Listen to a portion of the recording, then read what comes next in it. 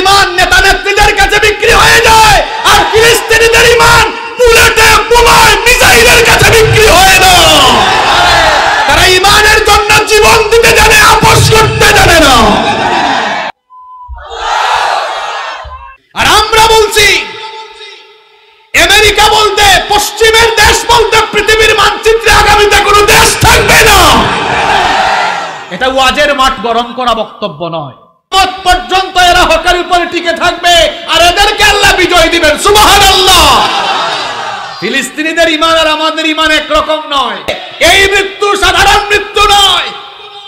কাফিরদের হাতে ইসলামের পক্ষে মরা মানেই হচ্ছে শাহাদাতের সুধা পান করা। আল্লাহু আকবার। الذي علم القرآن وأكرمنا بالإسلام وأنعم علينا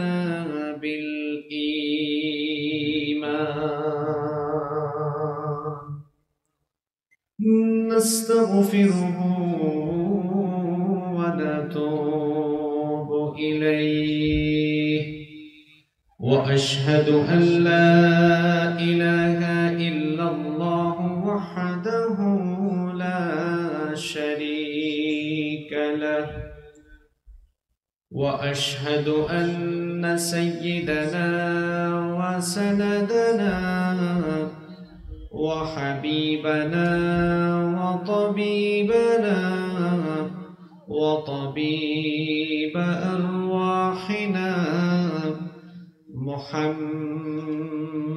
محمدا عبد الله ورسوله أرسله بالحق بشيرا ونذيرا وداعيا إلى الله بإذنه وسراجا وقمرا منيرا أما بعد فقد قال الله تعالى في كلامه المجيد وفي فرقانه الحميد أعوذ بالله من الشيطان الرجيم بسم الله الرحمن الرحيم يسألك الناس عن الساعة قل إنما علمها عند الله وما يدريك لعل الساعة تكون قريبا وقال تعالى في شان حبيبه إن الله وملائكته يصلون على النبي يا أيها الذين آمنوا صلوا عليه وسلموا تسليما কেউ চুপ থাকবেন না, সবাই আন্তরিকতা দিয়ে আমার সঙ্গে পড়েন اللهم صل على محمد وعلى آل محمد كما صليت على إبراهيم وعلى آل إبراهيم إنك حميد مجيد اللهم بارك على محمد وعلى آل محمد كما باركت على إبراهيم وعلى آل إبراهيم إنك حميد مجيد ربي زدني علما ربي زدني علما رب اشرح لي صدري ويسر لي أمري واحلل عقدة من لساني يفقه قولي سبحانك لا علم لنا إلا ما علمتنا إنك أنت العليم الحكيم صدق الله العظيم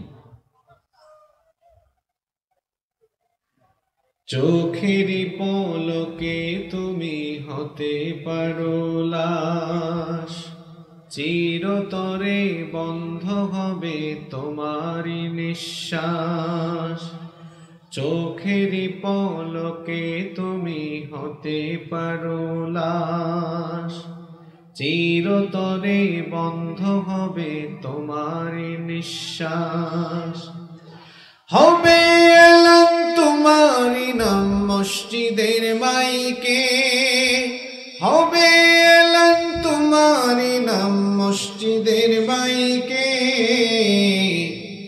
বাড়িওয়ালা নাই রে বাড়ি নাই রে দুনিয়াতে বাড়িওয়ালা নাই রে বাড়ি নাই রে দুনিয়াতে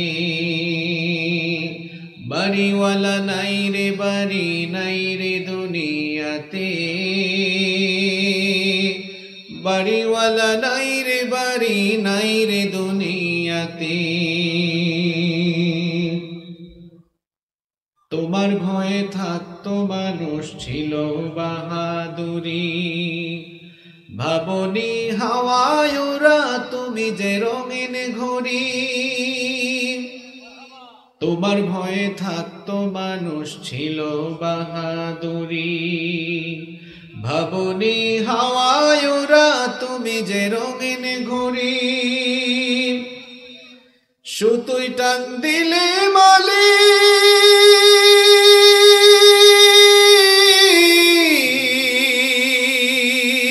সুতোই টান দিলে মালিক পারবে না থাকিতে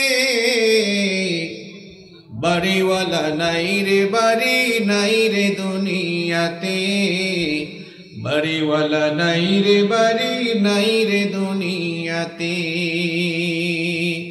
বাড়িওয়ালা নাই রে বাড়ি নাই রে দুনিয়াতে বাড়িওয়ালা নাই রে বাড়ি নাই রে দুনিয়াতে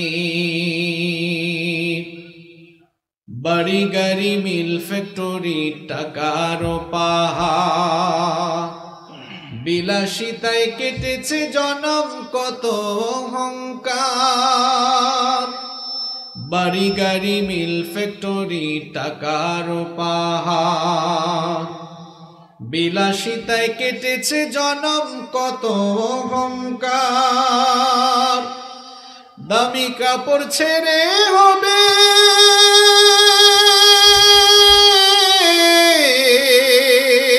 দামি কাপড় ছেড়ে হবে সাদা কাফন পরিতে বাড়িওয়ালা নাই রে বাড়ি নাই রে দুনিয়াতে বাড়িওয়ালা নাই রে বাড়ি নাই রে দুনিয়াতে বাড়িওয়ালা নাই রে বাড়ি নাই রে দুনিয়াতে বাড়িওয়ালা নাই রে বাড়ি নাই রে দুনিয়াতে যাদের সাথে চলতে তুমি থাকতে দিবানিশি জানা যায় শরীক হবে তোমার প্রতিবেশী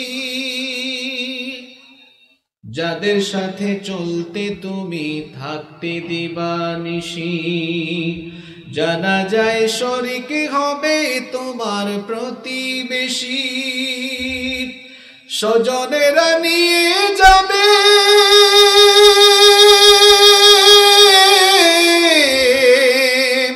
স্বজনেরা নিয়ে যাবে তোমাকে পালকিতে বাড়িওয়ালা নাই রে বাড়ি নাই রে দুনিয়াতে বাড়িওয়ালা নাই রে বাড়ি নাই রে দুনিয়াতে বাড়িওয়ালা নাই রে বাড়ি নাই রে দুনিয়াতে বাড়িওয়ালা নাই রে বাড়ি নাই রে দুনিয়াতে চোখেরই পলকে তুমি হতে পারো লাশ চিরতরে বন্ধ হবে তোমার নিঃশ্বাস চোখেরই পলকে তুমি হতে পারো লাশ চিরতরে বন্ধ হবে তোমার নিঃশ্বাস হবে এলেন তোমারি নাম মসজিদের মাইকে হবে এলেন তোমারি নাম মসজিদের মাইকে বাড়িওয়ালা নাই রে বাড়ি নাই রে দুনিয়াতে বাড়িওয়ালা নাই রে বাড়ি নাই রে দুনিয়াতে বাড়িওয়ালা নাই রে বাড়ি নাই রে দুনিয়াতে বাড়িওয়ালা নাই রে বাড়ি নাই রে দুনিয়াতে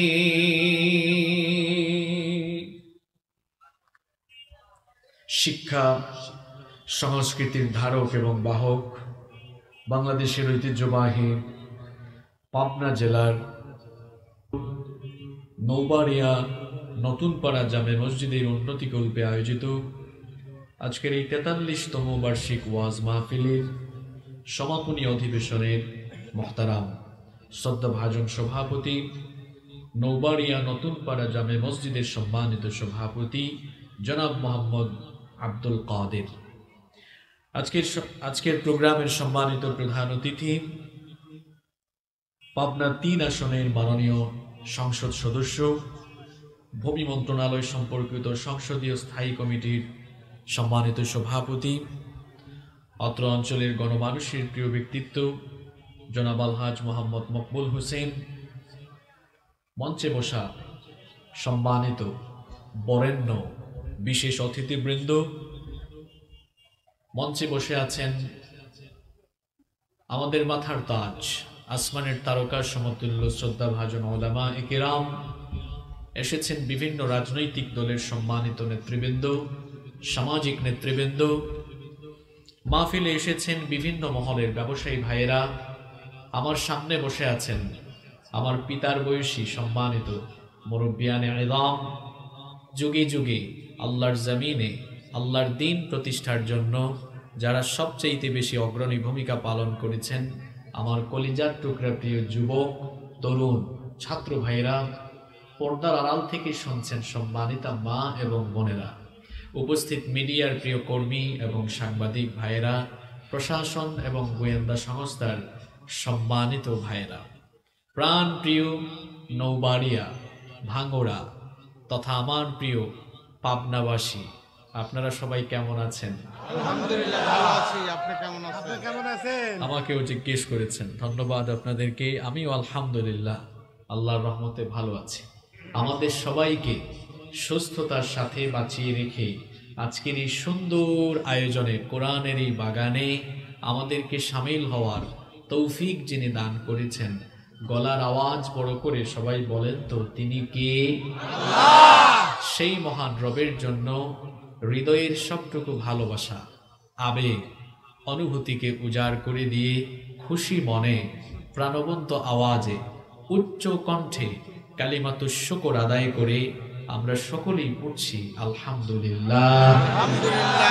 রব্বানা লাকাল হামদ হামদান কাসীরান তাইয়িবান মুবারাকান ফীহি ইয়া রাব্বি লাকাল হামদু ওয়া লাকাশ শুকরু কামা ইয়ানবাগি লিজালালি ওয়াজহিকা ওয়া আযীমি সুলতানিকা লাকাল হামদু বিল ঈমান ওয়া লাকাল হামদু বিল ইসলাম ওয়া লাকাল হামদু বিল কুরআন। আমরা প্রশংসা করেছি কার? লাভ হয়েছে কার? আমাদের।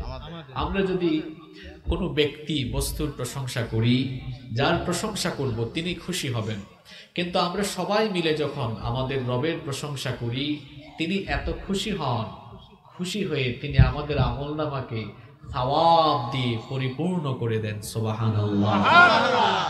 প্রিয় পাবনাবাসী, এবছর প্রথম পাবনায় আমার এটা মাহফিল, আপনাদেরকে দিয়ে শুরু হয়েছে, অনেক প্রোগ্রাম আছে। আপনাদের সাথে দীর্ঘদিন পরে একত্রিত হতে পেরে আমি অত্যন্ত আনন্দিত। সম্মানিত উপস্থিতি, আমরা অপ্রাসঙ্গিক কথা বলে সময় নষ্ট করব না। আমরা যেন মোনাজাতের আগ পর্যন্ত, মোনাজাত পর্যন্ত ধৈর্য ধরে হিদায়াতের উদ্দেশ্যে কথা বলতে পারি, শুনতে পারি। আল্লাহ তাআলা আমাদের সবাইকে সেই তৌফিক দান করেন, বলেন আমিন। প্রিয় উপস্থিতি, আমরা যে পৃথিবীতে বসবাস করছি এই পৃথিবী চিরদিন থাকবে না। একদিন এই পৃথিবী সহ মহাবিশ্ব লণ্ডভণ্ড চূর্ণ বিচূর্ণ মেসাকার হয়ে যাবে, সবকিছু ধ্বংস হয়ে যাবে। কুল্লু মান আলাইহা ফান, সবকিছু ফান হয়ে যাবে, ধ্বংস হয়ে যাবে। ওয়া ইয়াবকা ওয়াজহু রাব্বিকা যুল জালালি ওয়াল ইকরাম, সবকিছু ধ্বংস হয়ে যাওয়ার পরে কেবলমাত্র একজন মহামহিয়ান সত্তা অবশিষ্ট থাকবেন, যিনি থাকবেন, সবাই বলেন তো তিনি কে? আল্লাহ। যখন কিছুই ছিল না তখনও তিনি ছিলেন, যখন কিচ্ছু থাকবে না তখনও তিনি থাকবেন। হুয়াল আউয়ালু ওয়াল আখিরু ওয়াল যাহিরু ওয়াল বাতিনু ওয়া হুয়া বিকুল্লি শাইইন আলীম। তিনি প্রথম, তিনি শেষ। তিনি কে? আল্লাহ। কিয়ামতের ঘটনা একদিন ঘটবে, এ ব্যাপারে কি পাবনাবাসীর মনে কোনো সন্দেহ আছে? না। কিয়ামত ঘটবেই ঘটবে, এ ব্যাপারে কোনো সন্দেহ নাই। তবে কত সালের কত তারিখে কিয়ামতের ঘটনা ঘটবে এটা কি দুনিয়ার কেউ জানে? না। কোনো ফেরেশতা জানে? না। কোনো নবী রাসূল মনে হয় জানে? না, কেউ জানে না। এজন্য নবী করিম সাল্লাল্লাহু আলাইহি ওয়াসাল্লাম কোরআন নাজিলের যুগে কাফির মুশরিকদেরকে তিনি যখন কিয়ামতের কথা বলতেন, কাফির মুশরিকরা তখন বলতো যে কিয়ামতের ঘটনার কথা আমাদেরকে শোনাও, সেই কিয়ামতের বিভীষিকাময় ঘটনা কোন দিন ঘটবে? রব্বুল আলামিন তাদের কথাগুলো কোরআনুল কারীমে তুলে দিয়েছেন। আল্লাহ তাআলা বলছেন, ইয়াসআলুকান নাসু আনিস সাআহ, ও আমার হাবিব, তারা আপনাকে জিজ্ঞেস করে কিয়ামতের সেই বিভীষিকাময় ঘটনা কখন ঘটবে। আপনি তাদেরকে জবাব দিয়ে দেন, কুল ইন্নামা ইলমুহা ইনদাল্লাহ।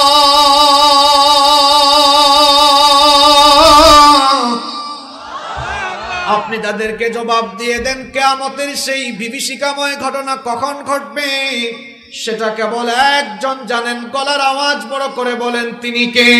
আল্লাহ। কোন সময় কিয়ামতের ঘটনা ঘটবে এ ব্যাপারে একটা হাদিস আপনাদেরকে শোনাই। এই হাদিসটি বর্ণিত হয়েছে মুসলিম শরীফে।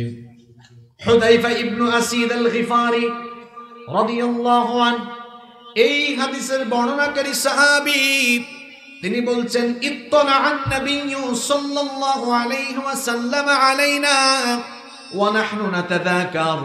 তিনি বলছেন, আমরা কয়েকজন সাহাবী মিলে একটি জায়গার মধ্যে আলোচনা করছিলাম।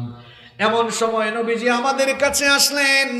এসে নবীজি আমাদেরকে জিজ্ঞেস করলেন, মা তাযাকারুন, ও আমার সাহাবীরা, কি নিয়ে তোমরা আলোচনা করছো? আমরা তখন নবীজিকে জবাব দিলাম, নাযকুরুস সাআহ, আমরা কিয়ামত সম্পর্কে আলোচনা করছি। আল্লাহর হাবিব তখন বললেন, ইন্নাহা লান তাকুমা হাত্তা তারাউনা ক্বাবলাহা 10 আয়াত। আল্লাহর নবী বললেন, 10টি ঘটনা ঘটবে না যতদিন কিয়ামত হবে না ততদিন। 10টি ঘটনা ঘটবে না যতদিন কিয়ামত হবে না ততদিন। জুড়ে বলেন কয়টা ঘটনা? 10টা। আপনার মানুষ আসতে বলবেন না, জুড়ে বলেন কয়টা ঘটনা? 10টা। 10টা ঘটনা ঘটবে না যতদিন কিয়ামত হবে না ততদিন। কোন 10টা ঘটনা শোনেন? আল্লাহর নবী বললেন 1 নাম্বার হচ্ছে দুখান। কিয়ামতের আগে গোটা দুনিয়া ধোঁয়াশাচ্ছন্ন হয়ে যাবে, ধূম্রজাল হয়ে যাবে। ধোঁয়াকে আপনারা আপনাদের এলাকায় আঞ্চলিক ভাষায় কি বলেন? ধোয়া। ধোঁয়া। নাম্বার 2 নাম্বার মাসিহুদ দাজ্জাল, দাজ্জালের আগমন হওয়া। 3 নাম্বার হচ্ছে ওয়াদাব্বা, জমিন থেকে একটা অদ্ভুত প্রাণী বের হওয়া। 4 নাম্বার হচ্ছে তুলু আশ-শামসি মিন মাগরিবিহা, পশ্চিম দিক থেকে সূর্য উদয়। নাম্বার 5 নাম্বার হচ্ছে নুজুল ঈসা ইবনে মারইয়াম, ঈসা ইবনে মারইয়ামের দুনিয়াতে অবতরণ করা। নাম্বার 6 ও ইয়াজুজ ওয়া মাজুজ, ইয়াজুজ এবং মাজুজ দুনিয়াতে এসে বিশৃঙ্খলা সৃষ্টি করা। নাম্বার 7 নাম্বার হচ্ছে খাসফুন বিল মাশরিক, পৃথিবীর পূর্ব দিকে একটা ভূমিধ্বস হওয়া। নাম্বার 8 নাম্বার হচ্ছে ওয়া খাসফুন বিল মাগরিব, পৃথিবীর পশ্চিম দিকে আরেকটা ভূমিধ্বস হওয়া। নাম্বার 9 নাম্বার হচ্ছে ওয়া খাসফুন বি জাজিরাতুল আরব, জাজিরাতুল আরবের মধ্যে আরেকটা ভূমিধ্বস হওয়া। 10 নাম্বার হচ্ছে তাখরুজুল নারুন তাখরুজু মিনাল ইয়ামিন তাতরুদুন নাসা ইলা মাহশারিহিম, সিরিয়ার ইয়ামেন থেকে, ইয়ামেনের একটা শহর থেকে আগুন বের হবে। ওই আগুন দুনিয়ার মানুষকে তাড়িয়ে নিয়ে হাসরের মাঠে একত্রিত করবে। তাহলে কিয়ামতের আগে মোট ঘটনা ঘটবে কয়টা? 10টা। জোরে বলেন কয়টা? 10টা। কিয়ামতের আলামতগুলো, লক্ষণগুলো হলো 2 প্রকার। কিছু আলামতকে বলা হয় আলামাতুস সুগরা, আর কিছু আলামতকে বলা হয় আলামাতুল কুবরা। আরবি বললাম, অর্থাৎ কিছু আলামত ছোট, কিছু আলামত বড়। কিয়ামতের ছোট ছোট আলামত প্রায় 131টা আছে। হাদিস গবেষকগণ এই হাদিসগুলো গবেষণা করে দেখেছেন, কিয়ামতের আগে ছোট ছোট যে আলামতগুলো পৃথিবীতে প্রকাশ পাওয়ার কথা, যে ফিতনাগুলো ঘটার কথা, সব ঘটে গিয়েছে। কোনোটা কয়েকবার রিপিট হয়ে গিয়েছে। আর কিয়ামতের যে বড় বড় 10টা আলামত, এই 10টা আলামত কিভাবে প্রকাশ পাবে জানেন? শোনেন, আল্লাহর হাবিব বলেছেন কিয়ামতের এই বড় 10টা আলামত হলো মালার দানার মতো। মালা বুঝেন আপনারা? জি আপনারা পাবনায় কি এটাকে মালা বলেন? জি জি। আচ্ছা, মিল আছে তো আপনাদের সাথে আমাদের অনেক কিছু। সুতার মালায় দানা ঢুকানো হয়, দানা বা পুঁতি, পুঁতি না? মাশাআল্লাহ, একটু সহযোগিতা করবেন আমাকে। পুঁতি। তো এই সুতার মালাটা যদি ছিঁড়ে যায় তাহলে পুঁতিগুলো কি থাকবে না? একটা একটা করে সব বের হয়ে যাবে, বের হয়ে যাবে। একটা একটা করে সব বের হয়ে যাবে। নবীজি বলেছেন সুতার মালা ছিঁড়ে গেলে যেমন পুঁতি একটার পর একটা পড়ে যায়, কিয়ামতের বড় 10টা ঘটনা একটা ঘটলে বাকিগুলো একটার পর একটা প্রকাশিত হয়ে যাবে। আল্লাহু আকবার। বর্তমান বাস্তবতাকে সামনে রেখে আমার বাবাজান, যুবক ভাইদের কি করা দরকার এই মুহূর্তে, কেমন প্রস্তুতি নেওয়া দরকার, কিভাবে আমাদের দিনের পথে চলা দরকার, সেগুলো আমরা আজকের আলোচনা থেকে জানবার চেষ্টা করব ইনশাআল্লাহ। ইমাম মাহদী আলাইহিস সালাম পৃথিবীতে আসবেন, আপনাদের কি মনে কারো ডাউট আছে নাকি? না। কোনো সন্দেহ আছে? না। মাহদী হচ্ছেন কিয়ামতের আগে সকল কাফির, মুশরিক, বেঈমান, মুনাফিক, স্বৈরাচার এবং জালিমের জমদূত হয়ে দুনিয়ায় আগমন করে সকল জালিম শক্তিকে পৃথিবীর মাটির নিচে গেড়ে দিয়ে ইসলামের পতাকা তিনি উড়িয়ে দিবেন। নাম হচ্ছে ইমামুল, জোরে ইমামুল মাহদী। পৃথিবীতে এই পর্যন্ত অনেকেই নিজেকে ইমাম মাহদী বলে দাবি করে ফেলেছে। এখন প্রশ্ন হচ্ছে আসল মাহদী চিনব কিভাবে? আসল মাহদীর পরিচয় কি? তার বৈশিষ্ট্য কেমন হবে? আপনারা কি জানতে চান? বলেন। বড় হুজুর এগুলো বলে গিয়েছেন আগে, আমি তো ছোট হুজুর। বড় হুজুর হলেন মুহাম্মাদুর রাসূলুল্লাহ সাল্লাল্লাহু আলাইহি ওয়াসাল্লাম। যুবক ভাইয়েরা, আজকে যুবকরাই হচ্ছে আমার সম্বোধনের মূল জায়গা। তাই বলে বাবারা রাগ করবেন না, আপনাদের উদ্দেশ্য আমার কথা অনেক, যুব সমাজের উদ্দেশ্যে কথা বলার আজকে আরো অনেক বেশি দরকার। কারণ এই যুবকরা হচ্ছে ইসলামের সম্পদ।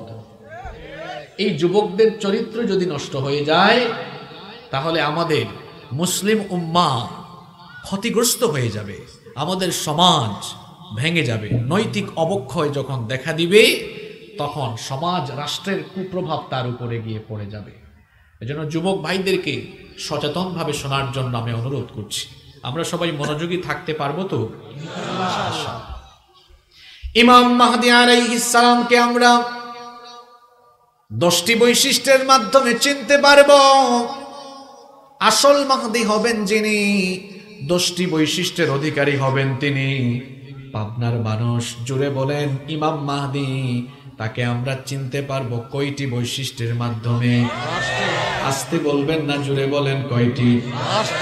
নাম্বার 1, মুস্তাদরাক হাকিমের ভেতরে হাদিস বর্ণিত হয়েছে। আবু সাঈদ আল খুদরি রাদিয়াল্লাহু আন, হাদিসের বর্ণনাকারী সাহাবী, তিনি বলেছেন, নবীজি বলেছেন, ইয়াখরুজু ফি আখিরি উম্মতি আল মাহদি। কোন যুগে মাহদি আসবেন শোনো, আল্লাহর নবী বলেছেন আমার উম্মতের আখিরি জামানায়, কিয়ামতের আগে আখিরি জামানায় ইমাম মাহদির আগমন ঘটবে।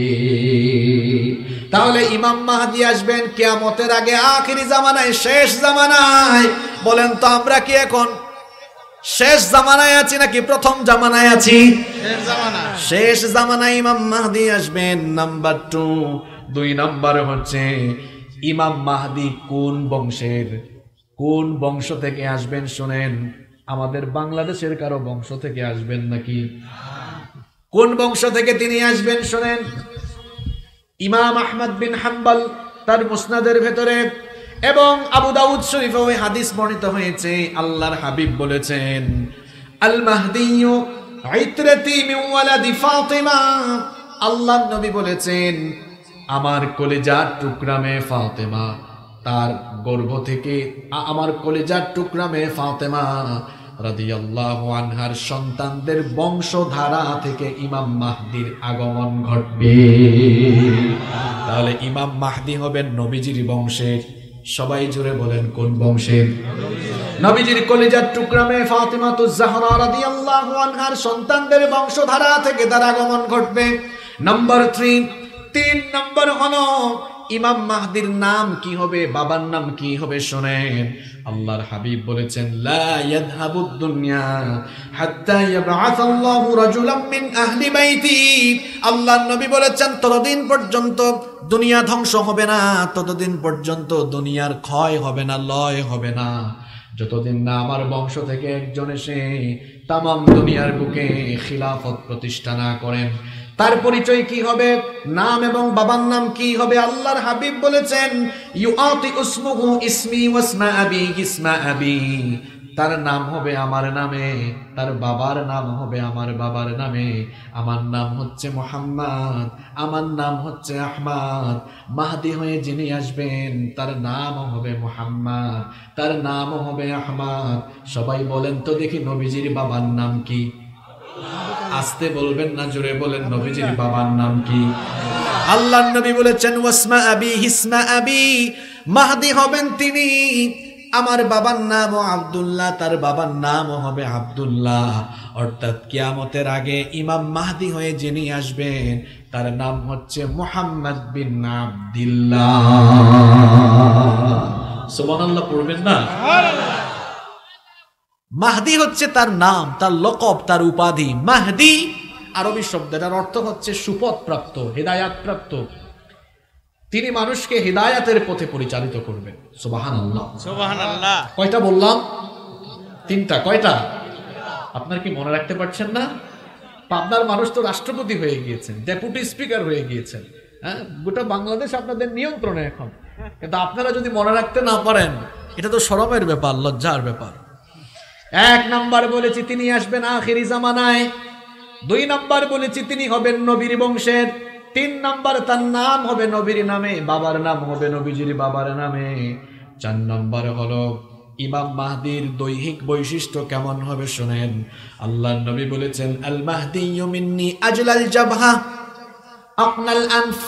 আল্লাহর নবী বলেছেন ইমাম মাহদি তার এই ললাট, তার কপাল হবে প্রশস্ত, কপাল হবে সুন্দর, কপাল হবে উজ্জ্বল, নাক হবে উঁচু। নাম্বার 5 নাম্বার ইমাম মাহদি দুনিয়াতে কখন আসবেন? আল্লাহর নবী বলেছেন হিনা ইউমলাউল আরদু জাওরা ওয়া যুলমা। গোটা দুনিয়াতে যখন জুলুম আর অত্যাচারে ভরে যাবে, গোটা দুনিয়ায় যখন অত্যাচার ও বিচার নির্যাতন নিপীড়ন, যখন গোটা দুনিয়াতে নির্যাতন নিপীড়নে গোটা দুনিয়াটা ভরপুর হয়ে যাবে, ন্যায় বিচার থাকবে না, ইনসাফ থাকবে না, সত্য কথা বলার মানুষও থাকবে না, সত্যের পক্ষে দাঁড়িয়ে টিকে থাকা যাবে না। সত্যপন্থী মানুষেরা যখন জেলখানায় থাকবে, হারামখোরেরা যখন জেলখানার বাহিরে থাকবে, চতুর্দিকে যখন মুসলমানদের উপরে নির্যাতন নিপীড়ন নেমে আসবে, ওই জামানায় ইমাম মাহদিকে যিনি পাঠাবেন সবাই বলেন তিনি কি? আজকের দুনিয়ায় তো কোনো অত্যাচার ও বিচার নাই, আজকের দুনিয়ায় তো সত্যপন্থীরা খুব আরামে আছে। আজকের দুনিয়ার অবস্থা হলো চোর ডাকাত সন্ত্রাস চাঁদাবাজ মুখ ফুলিয়ে জেলখানার বাহিরে হাঁটে, আর কোরআনের দায়রা জেলখানার মধ্যে জীবন যাপন করে। তার মানে বোঝা গেল হাইনা ইউমলাউল আরদু যুলমান ওয়া জাওরা। গোটা দুনিয়াতে যখন জুলুম চলবে, মজলুমদের পক্ষ হয়ে জালিমদেরকে খতম করার জন্য যাকে আল্লাহ পাঠাবেন তার নাম ইমাম। আজকের প্যালেস্টাইনের দিকে তাকান, অসভ্য জারজ রাষ্ট্রের ইসরায়েলের বর্বর ইহুদিরা আমার ফিলিস্তিনি ভাই বোনদেরকে প্রতিদিন শহীদ করে দিচ্ছে, নারী এবং শিশুরা শহীদ হচ্ছে। আরে হাসপাতালের মধ্যেও আমাদের ভাই বোনরা ইহুদিদের বর্বরতা থেকে রক্ষা পাচ্ছে না। কঠিন অবস্থা। আজকে খবর দেখলাম ইসরায়েলের প্রতিরক্ষা মন্ত্রণালয় বলছে যে হামাসের সুড়ঙ্গগুলোতে আমরা বিষাক্ত রাসায়নিক প্রয়োগ করে এদেরকে নিঃশেষ করে দেব। আর নবীজি বলেছেন কিয়ামতের আগে, কিয়ামতের আগ পর্যন্ত আমার উম্মতের সবচেয়ে খাঁটি ইমানদার যে অঞ্চল, যে মাটির উপরে থাকবে, যে ভূমির উপর থাকবে, সেটা হচ্ছে ফিশাম, শাম অঞ্চলে। বর্তমান ফিলিস্তিন, সিরিয়া, লেবানন, জর্ডান, কয়টা দেশের নাম বলেছি? যুবকরা মনোযোগী। ফিলিস্তিন, সিরিয়া, লেবানন, জর্ডান, এই 4টি অঞ্চল নবীজির সময়ে ছিল শাম। নবীজির সময়ে কি ছিল? এই 4 অঞ্চলের সম্পর্কে আল্লাহর হাবিব স্পেশাল দোয়া করেছেন। আল্লাহর নবী বলেছেন আল্লাহুম্মা বারিক লানা ফি শামিনা ওয়া ফি ইয়ামানিনা। হে আল্লাহ, আপনি আমাদের শাম এবং ইয়ামেনে বরকত দাও। উপস্থিত সাহাবীরা বললেন ওয়া ফি নাজদিনা ইয়া রাসূলুল্লাহ। সবাই পড়েন সাল্লাল্লাহু আলাইহি ওয়াসাল্লাম। ওগো আল্লাহর রাসূল, আপনি আমাদের নজদের জন্য দোয়া করেন। নবীজি আবারো বললেন আল্লাহুম্মা বারিক লানা ফি শামিনা ওয়া ফি ইয়ামানিনা। হে আল্লাহ, আপনি আমাদের শাম এবং ইয়ামেনে বরকত দেন।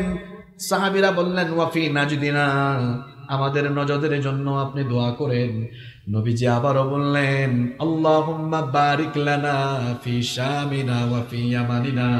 হে আল্লাহ, আপনি আমাদের শাম এবং ইয়ামেনের মধ্যে বরকত দেন। নবীজি বরকতের দোয়া করলেন কয়বার? জোরে বলেন কয়বার? সাহাবারা বললেন ওগো আল্লাহর হাবিব, কেন আপনি আমাদের নজদের জন্য দোয়া করছেন না? নবীজি বললেন হুনাকা জালাজিল ওয়াল ফিতানু ফি আখিরিজ জামান। হুনাকা জালাজিল ওয়াল ফিতানু ওয়া ফিহি কারনুশ শাইতান। আল্লাহর হাবিব বললেন শোনো, নজদের জন্য এজন্য দোয়া করলাম না, শেষ জামানায় কিয়ামতের আগে এই নজদের মধ্যে ভয়াবহ ভূমিকম্প হবে, ফিতনা ছড়াবে, অশ্লীলতা, অসভ্যতা, শয়তানি কাজ ছড়াবে। আপনারা বলবেন হুজুর নজদ আবার কোন অঞ্চল? মুহাদ্দিসগণ নজদ দ্বারা 2টা অঞ্চলকে উদ্দেশ্য করেছেন। হয় এটা দ্বারা ইরাকের নজদ উদ্দেশ্য, আবার আরবিতে সৌদি আরবের হিজাজের উঁচু ভূমিকেও নজদ বলা হয়। ১৫০০ বছর আগে নবীজি কি কথা বলে গেলেন? বললেন আখেরি জামানায় এই সব অঞ্চলে অশ্লীলতা, বেহায়াপনা, নোংরামি ছড়াবে।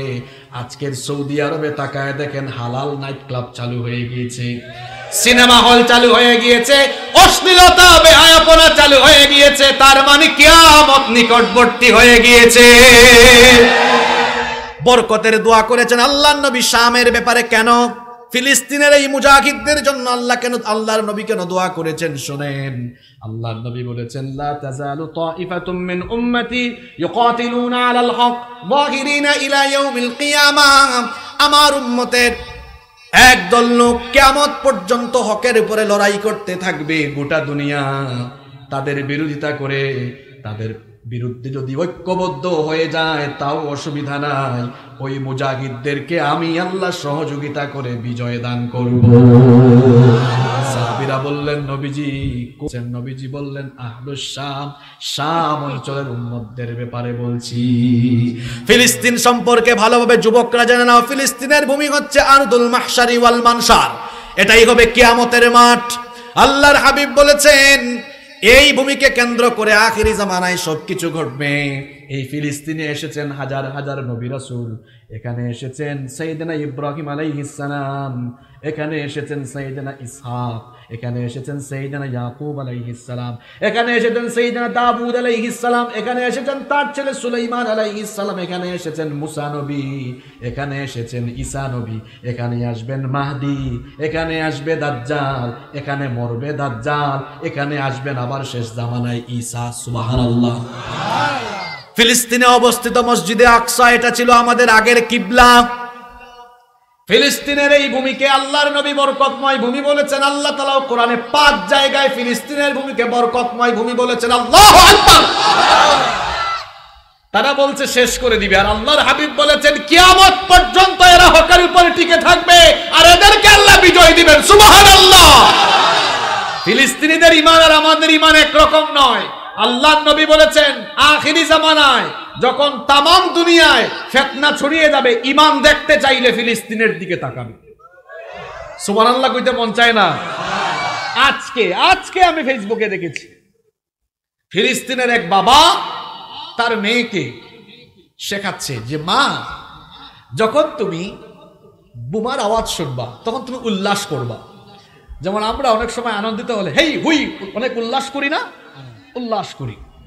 তো ফিলিস্তিনের এক বাবা তার মেয়েকে বলছে যে মা, তুমি যখন কোনো বোমা হামলা, বোমার আওয়াজ শুনবা উল্লাস করবা।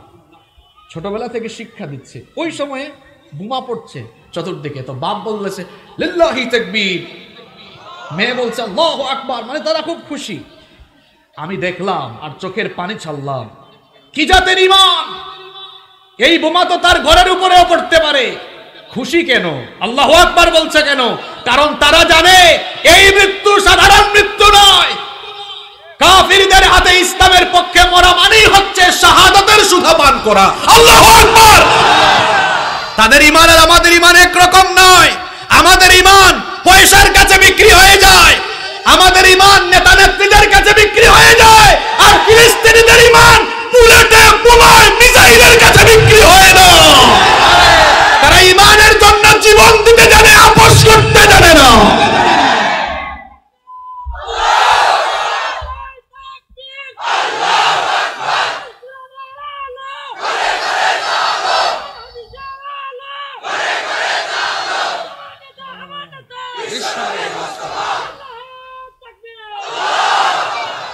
কষ্ট হচ্ছে আপনাদের? আমরা কার পরিচয় জানি বলছিলাম? ইমাম মাহদি আলাইহিস সালামের 10টা বৈশিষ্ট্য বলছিলাম, তার মধ্যে 5 নাম্বার বলছিলাম হিনা ইউমলাউল আরদু যুলমান ওয়া জামরান, যখন গোটা দুনিয়া জুলুম অত্যাচারে ভরে যাবে তখন ইমাম মাহদি আলাইহিস সালাম আসবেন। আজকের ফিলিস্তিনিরা নির্যাতিত, আগামীর বিশ্বকে শাসন করবে এই ফিলিস্তিনিরা। এই যুবকরা শোনেন, আমার বাবাজানরা শোনেন, কি বললাম? আগামীর বিশ্ব শাসন করবে। জোরে বলেন। এটা আবেগী কথা নয়, ওয়াজের মাঠ গরম করা কথা নয় তো এটা। তাহলে বলবেন হুজুর কথার বাস্তবতা কোথায়? বাস্তবতা হলো ইমাম মাহদি সৌদি আরবে আসবেন না। ইমাম মাহদি তিনি আসবেন পূর্ব দিক থেকে, মক্কায় তার প্রকাশ পাবে, এটা একটু পরে বলবো। কিন্তু তিনি যখন গোটা দুনিয়ায় খেলাফত প্রতিষ্ঠা করবেন, খেলাফতের হেডকোয়ার্টার হবে সৌদি আরবে নয়, বাংলাদেশে নয়। কোথায় কোথায় কোথায়? আমাদের বাংলাদেশে যে যখন সরকারে আসেন, সরকার প্রধানের অফিস কোথায়? ঢাকা। আপনাদের পাবনায় রাষ্ট্রপতি পাইয়া আপনারা কি অফিস আদালত সব পাবনায় নিয়ে আসছেন নাকি? না, মহামান্য রাষ্ট্রপতির অফিসও কোথায়? ঢাকা। তিনি বঙ্গভবনে থাকেন। কোথায়? ঢাকায়। তো ইমাম মাহদি আলাইহিস সালাম তামাম দুনিয়া শাসন করবেন আল্লাহর দ্বীন মতো, কোরআন মতো। আর খেলাফতের হেডকোয়ার্টার কোথায়? এজন্য বলেছি অসভ্য মার্কিনীরা, পশ্চিমারা, আমেরিকানরা বলছে আমরা গাজ্জাকে, ফিলিস্তিনকে শেষ করে দিব। আর আমরা বলছি আমেরিকা বলতে, পশ্চিমের দেশ বলতে পৃথিবীর মানচিত্রে আগামীতে কোনো দেশ থাকবে না। এটা ওয়াজের মাঠ গরম করা বক্তব্য নয়। একটু আগে একটা হাদিস বলে এসেছি না, কিয়ামতের আগে কয়টা ঘটনা ঘটবে? দেখি তো, বিলের মাছ, চলন বিলের মাছ, আত্রাই নদীর মাছ খেয়ে খেয়ে তাদের ব্রেন কতটা শার্প হলো। আমি বলেছিলাম 3টা ভূমিকম্প ঘটবে পৃথিবীর 3 দিকে। কার মনে আছে? একটা ঘটবে কোথায়? মাশাআল্লাহ, পূর্বে। আরেকটা? এবার পৃথিবীর ম্যাপ হাতে নেন তো, পশ্চিমে কোন দেশ? আমেরিকা। আর তার আরো কয়েকটা গুলাম দেশ আছে, ফ্রান্স সহ, কানাডা সহ আরো কয়েকটা আছে না? আচ্ছা, আমার মতো হুজুর না হয় কথা ভুল বলতে পারি, মুহাম্মদ সাল্লাল্লাহু আলাইহি ওয়াসাল্লামের কথা কি মিথ্যা? না। জোরে বলেন না। তিনি কি বলেছেন 1500 বছর আগে? কিয়ামতের আগে পৃথিবীর 3টা অঞ্চল আল্লাহ মাটির নিচে গেড়ে দিবেন। একটা হবে খাসফুন বিল মাশরিক, পূর্ব দিকে, ওয়া খাসফুন বিল মাগরিব, আরেকটা হবে পৃথিবীর পশ্চিম দিকে, আরেকটা হবে ওয়া খাসফুন বিল জাজিরাতুল আরব, আরেকটা হবে জাজিরাতুল আরবে। এর মধ্যে একটার কথা বলেছেন পশ্চিমের দেশ, যে আমেরিকানরা গোটা পৃথিবীতে মরলগিরি করে অসভ্য ইসরায়েলিদেরকে দিয়ে মধ্যপ্রাচ্যের মুসলমানদেরকে বেকায়দায় ফেলার জন্য এবং মধ্যপ্রাচ্যে তাদের প্রভাব ধরে রাখার জন্য, শুধু মধ্যপ্রাচ্য নয় সারা পৃথিবীতে ভেজাল লাগায় রেখেছে এই আমেরিকানরা। তারা ভাবছে আগামীর পৃথিবী তারা নেতৃত্ব দিবে। না, আমরা আল্লাহর হাবিবের এই হাদিস গবেষণা করে দেখেছি, এই আমেরিকানদের মুরলগিরি থাকবে না। অচিরেই পৃথিবীর মানচিত্র থেকে আমেরিকা এবং তাদের গোলাম দেশগুলো মাটির তলায় একেবারে নিঃশেষ হয়ে যাবে বলেছেন বড় হুজুর মুহাম্মদ সাল্লাল্লাহু। আপনাদের কি বিশ্বাস হয় নাকি হয় না? ইমাম মাহদি আলাইহিস সালামের 5টা পরিচয় বললাম।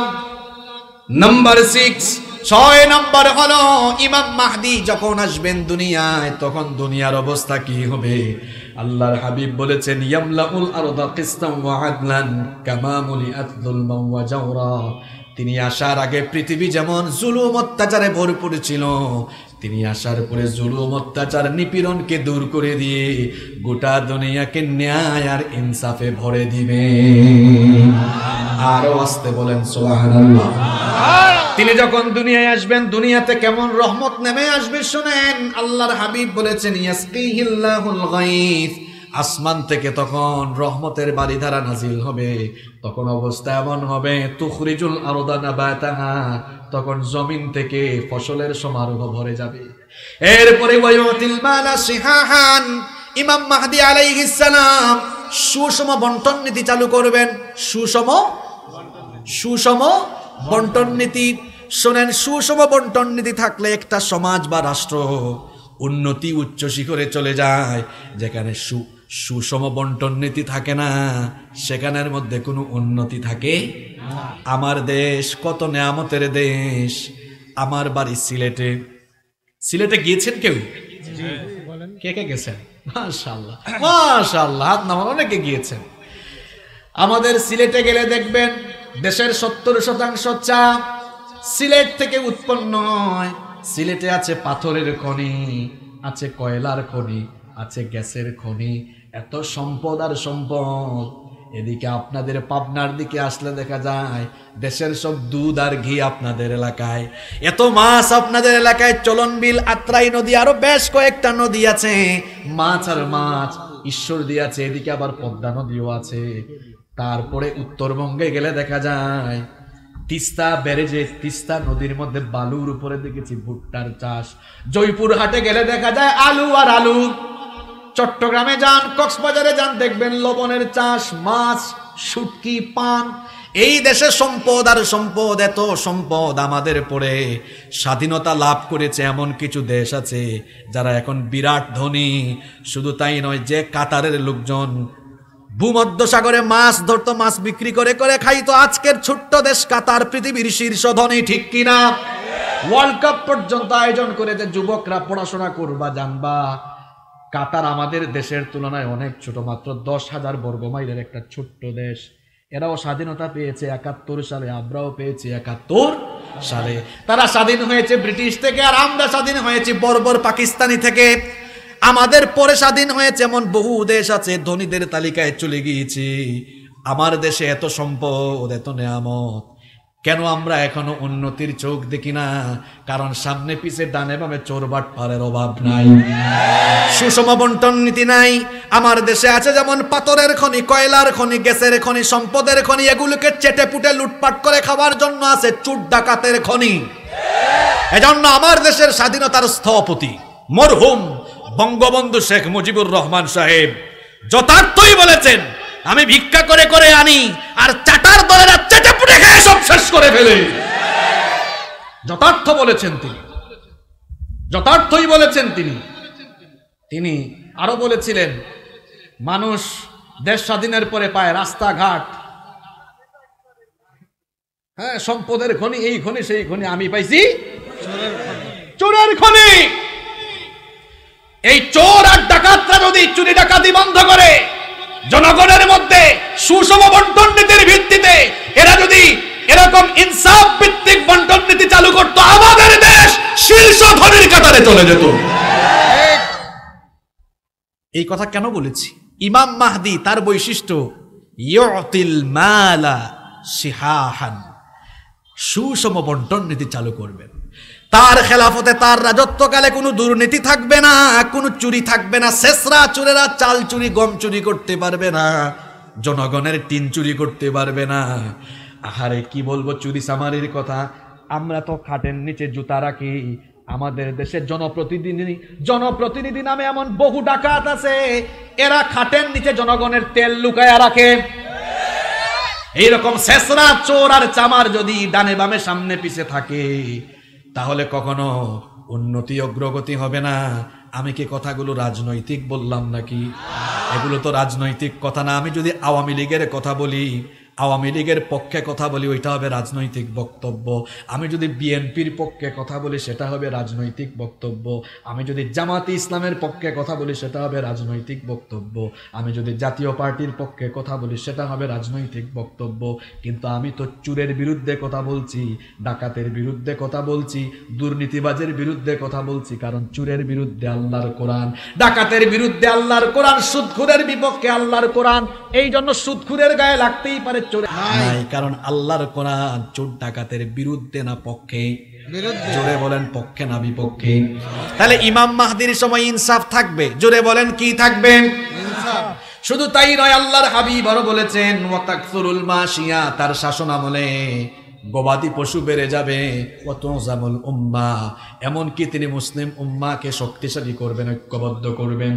নাম্বার 7, 7 নাম্বার হচ্ছে আল মাহদিয়্যু মিন্না আহলা ইউসলিহুল্লাহু ফি লাইলাতিন ওয়াহিদা।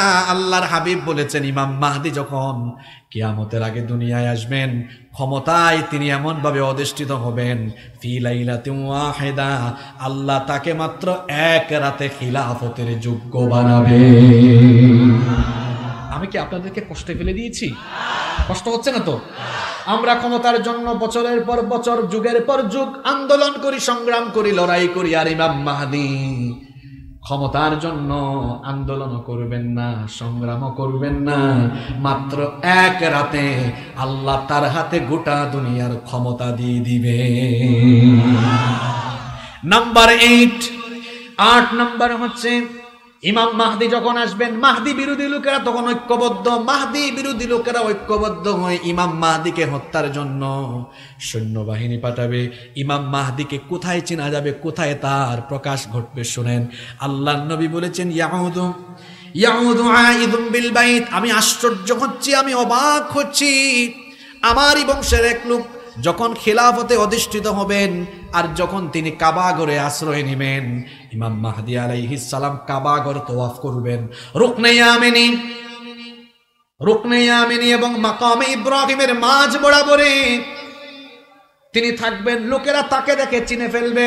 আসল মাহদী যিনি হবেন তিনি তাকে নিজে মাহদী বলে পরিচয় করবেন না, দাবি করবেন না, মানুষকে তার হাতে বায়াত গ্রহণের জন্য বলবেন না, বরং গোটা দুনিয়ায় তখন এমন বিপদ মুসিবত ছেয়ে যাবে, কাবা ঘরের মধ্যে লোকজন তওয়াফরত অবস্থায় তখন ইমাম মাহদীকে দেখে চিনে ফেলবে। ইমাম মাহদীকে চিনে তারা ইমাম মাহদীর হাতে বায়াত গ্রহণ করবে। আর মাহদী বিরোধী লোকেরা, অর্থাৎ দুনিয়ার কাফির, মুশরিক, বেঈমান, বর্বর ইহুদি সহ মুনাফিক, বেঈমান, জালিমগুলো তখন ঐক্যবদ্ধ জোট বানিয়ে তারা তাদের একটি সম্মিলিত সেনাবাহিনী পাঠাবে মাহদীকে হত্যা করার জন্য। শুনতেছেন তো আপনারা? জি জি। ওই যে একটু আগে বলছিলাম না, আসল মাহদী চিনবেন কেমনে? আসল মাহদী হবেন যিনি কেউ মারতে পারবে না তাকে। এখন পর্যন্ত দুনিয়ায় অনেকে নিজেকে ইমাম মাহদী বলে দাবি করেছে। যুবক ভাইদের কাছে ফোন আছে না? গুগল শরীফে সার্চ করবেন, সব পাবেন। সর্বশেষ দুনিয়াতে ইমাম মাহদী বলে একজন দাবি করেছে 1980 সালে। তার নাম হচ্ছে মুহাম্মদ বিন আবদুল্লাহ আল কাহতানি। মুহাম্মদ বিন আবদুল্লাহ আল কাহতানি 1980 সালে সৌদি আরবের সেই সময়ের সরকার তখন একটা ফোর্স পাঠিয়ে ওই নকল মাহদীর বুককে গুলে দিয়ে জাজরা করে দিয়েছে, শেষ। এখন আপনারা বলবেন, হুজুর আসল মাহদীকে কি আরো কম হত্যা করা যাবে নাকি? বোমা, বুলেট, মিসাইল বা ক্ষেপণাস্ত্র দিয়ে তাকে কি হত্যা করা যাবে নাকি? শোনেন, আল্লাহর নবী বলেছেন, যখন মাহদীর আত্মপ্রকাশ ঘটবে, মাহদী বিরোধী লোকেরা একটা সম্মিলিত শক্তিশালী সেনাবাহিনী পাঠাবে ইমাম মাহদীকে হত্যা করার জন্য। মাহদী তখন কাবাগরে থাকবেন, মসজিদে হারামের মধ্যে থাকবেন। আর ওই সম্মিলিত বাহিনী যখন মাহদীকে হত্যা করার জন্য তারা যখন রওনা করবে, ফাইদা কানু বিবাইদাই মিনাল আরদি খুসিফা বিহিম, বাইদা নামক একটা যাওয়ার পরে, বাইদা নামক একটা জায়গায় উপস্থিত হওয়ার পরে ওই সম্মিলিত সেনাবাহিনীকে আল্লাহ মাটির তলায় ধসাইয়া দিবেন। আল্লাহু আকবার।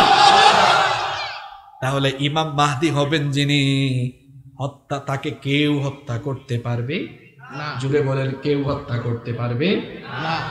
ইমাম মাহদীর আগমনের খবর যখন গোটা দুনিয়ায় ছড়িয়ে যাবে, খুরাসান থেকে সর্বপ্রথম কালো পতাকাবাগী এক লোক, তুর্কমেনিস্তান, আফগানিস্তান, ওই অঞ্চল থেকে প্রথম লোকেরা কালো পতাকা নিয়ে ইমাম মাহদীর সৈন্য হবে। আমাদের হায়াতে যদি আমরা মাহদীকে দেখে ফেলি, মাহদীর খবর পাই, আমরা মাহদীর সৈন্য হতে রাজি আছি না নাই? দেখি তো কারা কারা রাজি, দুহাত তুলে আল্লাহকে দেখা।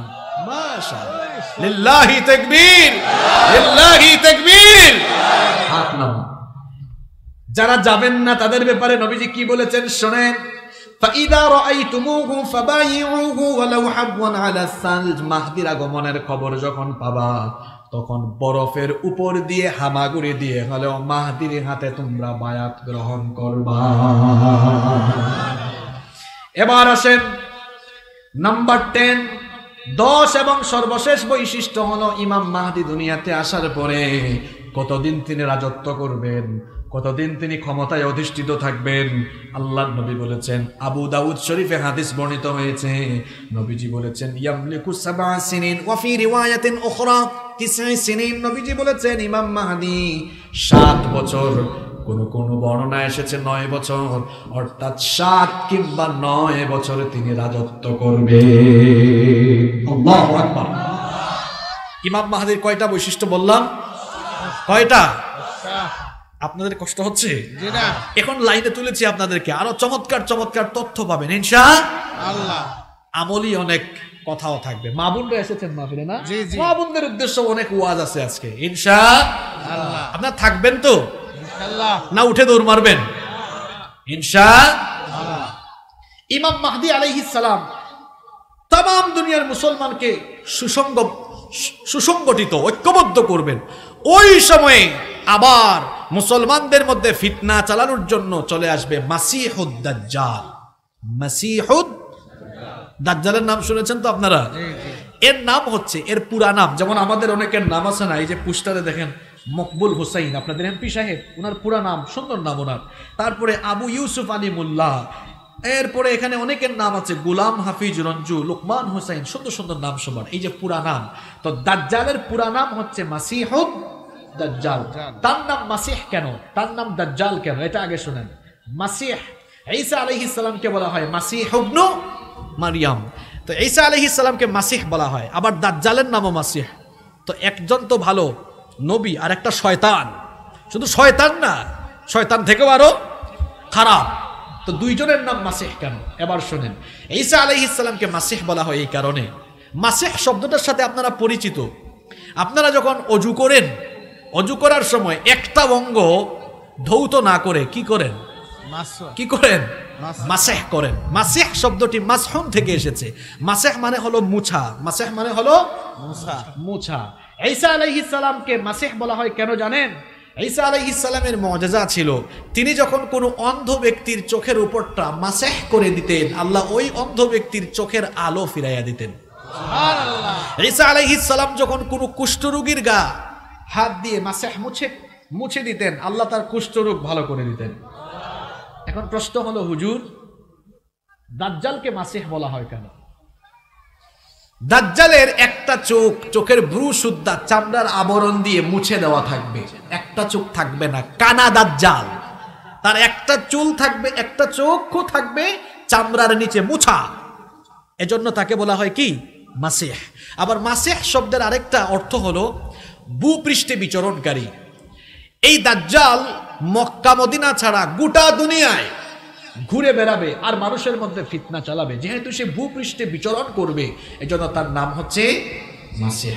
এখন প্রশ্ন হচ্ছে, হুজুর তাহলে তার নাম দাজ্জাল কেন?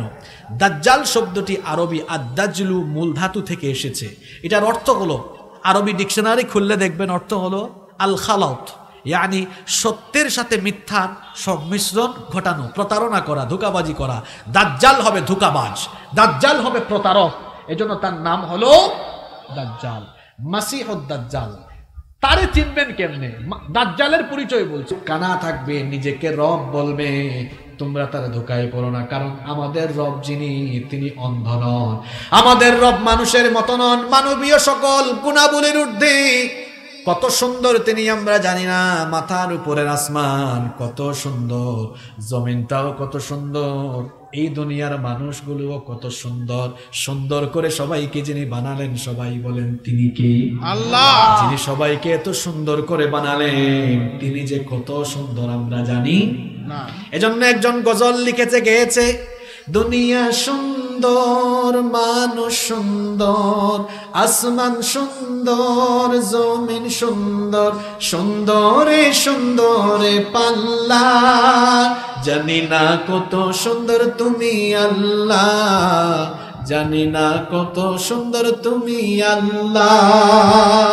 সুবহানাল্লাহ। এক নাম্বার বললাম দাজ্জাল হবে মানুষের আকৃতির, দুই নাম্বার দাজ্জাল হবে কানা, নাম্বার 3 নাম্বার হচ্ছে ইন্নাহু শাবুন কাতাত, দাজ্জাল হবে বিরাট আকৃতির এক যুবক, দানবীয় চেহারা থাকবে। নাম্বার 4 নাম্বার হচ্ছে আন্নাহু আহমার, তার গায়ের রং থাকবে লাল, অন্য বর্ণনায় এসেছে শুভ্র সাদা রঙের অধিকারী হবে।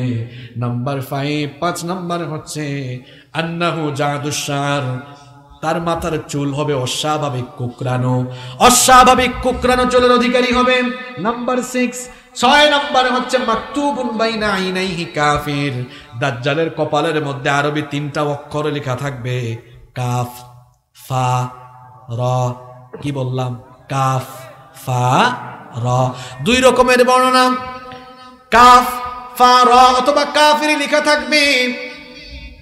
মোমেন যারা শিক্ষিত হোক অশিক্ষিত হোক দাজ্জালের কপালের কাফের লেখা পড়তে পারবে তারা।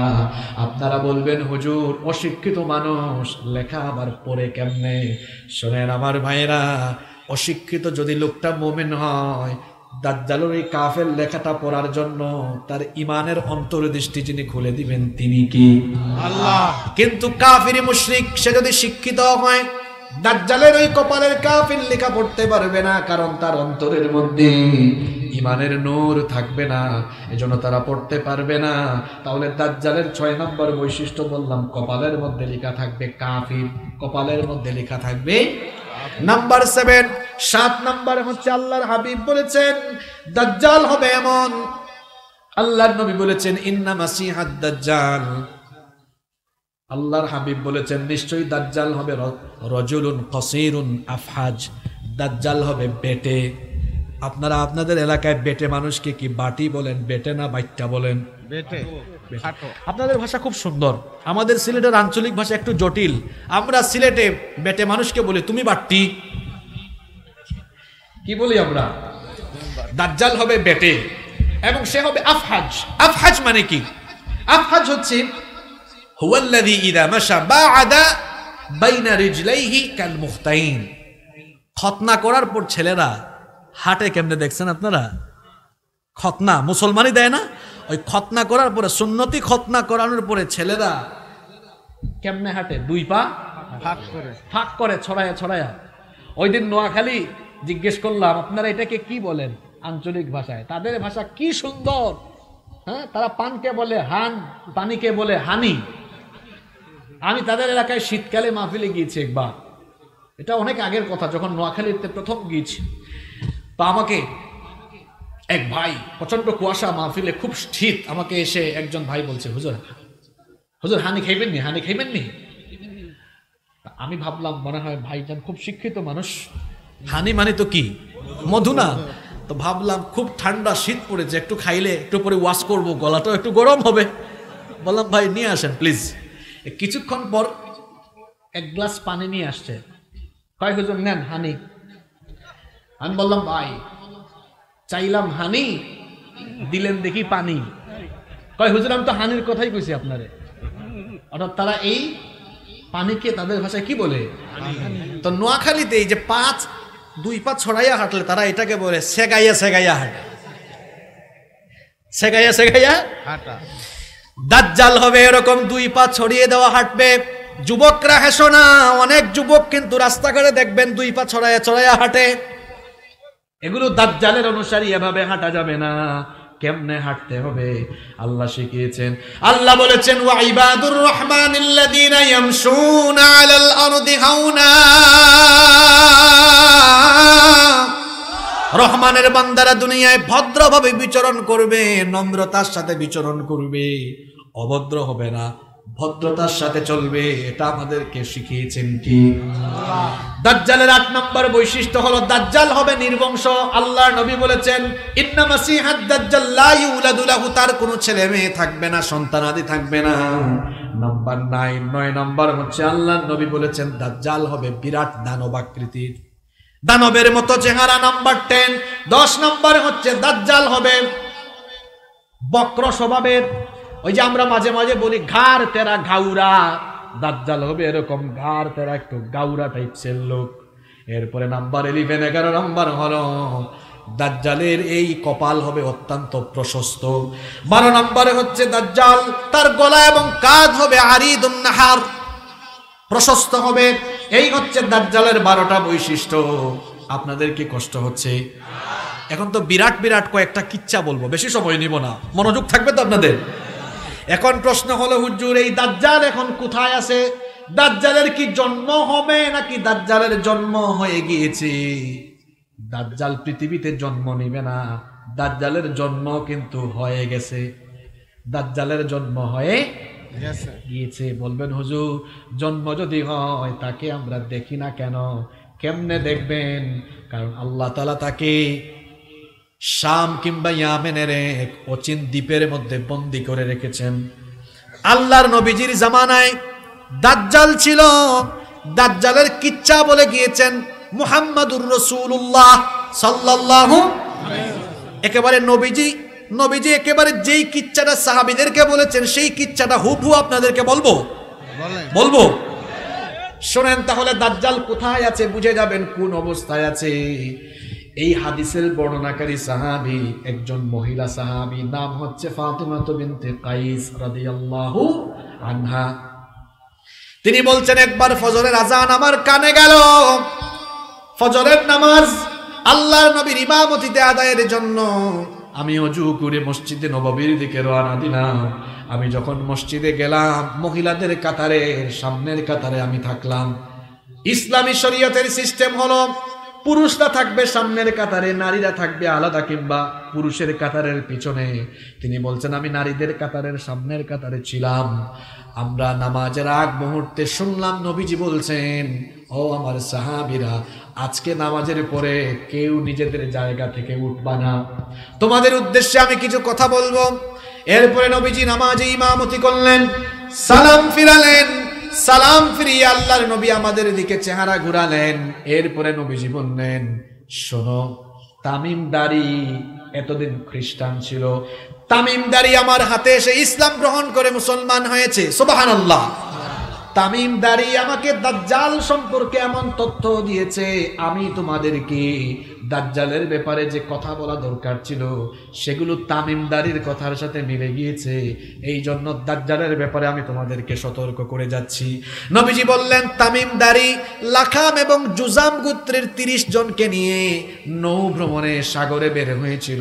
তারা যখন সাগরের মধ্যে জাহাজে আরোহণ করলো, এখন তো জাহাজের মধ্যে ইঞ্জিন আছে, সেই জামানায় জাহাজের মধ্যে কোনো ইঞ্জিন ছিল না, জাহাজের মধ্যে পাল বেঁধে দেওয়া হতো। পাল বুঝেন তো আপনারা? পাল বেঁধে দেওয়া হতো, বাতাসের চোটে জাহাজ চলতে থাকতো। নবীজি বলেছেন, তামিমদারি আমাকে বলেছে, তারা যখন পাল বেঁধে দিল বাতাসের তীব্র গতিতে, তাদের জাহাজ খুব দ্রুততার সাথে চলতে লাগলো। হঠাৎ করে তারা সামুদ্রিক ঝড়ের কবলে পড়ে গেল। সামুদ্রিক ঝড়ের কবলে পড়ে যাওয়ার কারণে সাগরের উত্তাল তরঙ্গমালায় একটানা 1 মাস তারা সাগরের মধ্যে হারিয়ে গিয়েছিল। 1 মাস পরে তারা হঠাৎ একটা অপরিচিত অচিন দ্বীপে সূর্যাস্তের আগ মুহূর্তে তাদের জাহাজ গিয়ে অবতরণ করলো। তারা তখন সবাই মিলে ওই অচিন দ্বীপের মধ্যে নামলো। নামার পরে কিছুক্ষণ তারা হাঁটলো, শুনতেছেন তো? হাঁটতে হাঁটতে কিছু দূর গিয়ে তারা একটা অস্বাভাবিক প্রাণী দেখলো। এই প্রাণীর গায়ে এত বেশি লোম, অস্বাভাবিক লোম থাকার কারণে কোনটা তার শরীরের সামনের অংশ কোনটা পিছনের অংশ বোঝা যাচ্ছিল না। তারা জিজ্ঞেস করলো, তুমি কে? তোমাকে দেখতে এত ভয়ঙ্কর লাগে কেন? তখন সে বলল, আমার পরিচয় হচ্ছে আনাল জাসাসা। জাসাসা আরবি শব্দ, এটার অর্থ হলো গোয়েন্দা, গুপ্তচর। সে বলল, আমি হচ্ছি গোয়েন্দা, আমি হলাম গুপ্তচর। তারা তখন বললেন, অচিন এই দ্বীপে কোনো মানুষ নাই, কেউ নাই, কার গোয়েন্দাগিরি, কার গুপ্তচরগিরি তুমি এখানে করো? সে বলল, কিছুক্ষণ পরে টের পাবা, সামনে আগাও, আগাতে আগাতে দেখবা একটা ঘর দেখা যাবে, ওই ঘরের ভিতরে ঢুকবা। তারা এবার ওই ঘরের মধ্যে গিয়ে ঢুকলেন। ওই ঘরের মধ্যে গিয়ে দেখলেন অস্বাভাবিক কোকড়ানো চুল, প্রশস্ত ললাটের অধিকারী, অন্ধ কানা, বিরাট দানবাকৃতির এক লোক, তার হাত এবং পা শিকল দিয়ে বাঁধা। তারা গিয়ে বললেন, কি ব্যাপারে? তো অস্বাভাবিক আকৃতির এত ভয়ঙ্কর দানব, তোমার এই অবস্থা কেন? হাত পা বাঁধা কেন? তুমি কে? তোমার পরিচয় কি? সে তখন বলল, আমার পরিচয় দিব পরে, আগে বলো তোমরা কারা, তোমাদের পরিচয় দাও।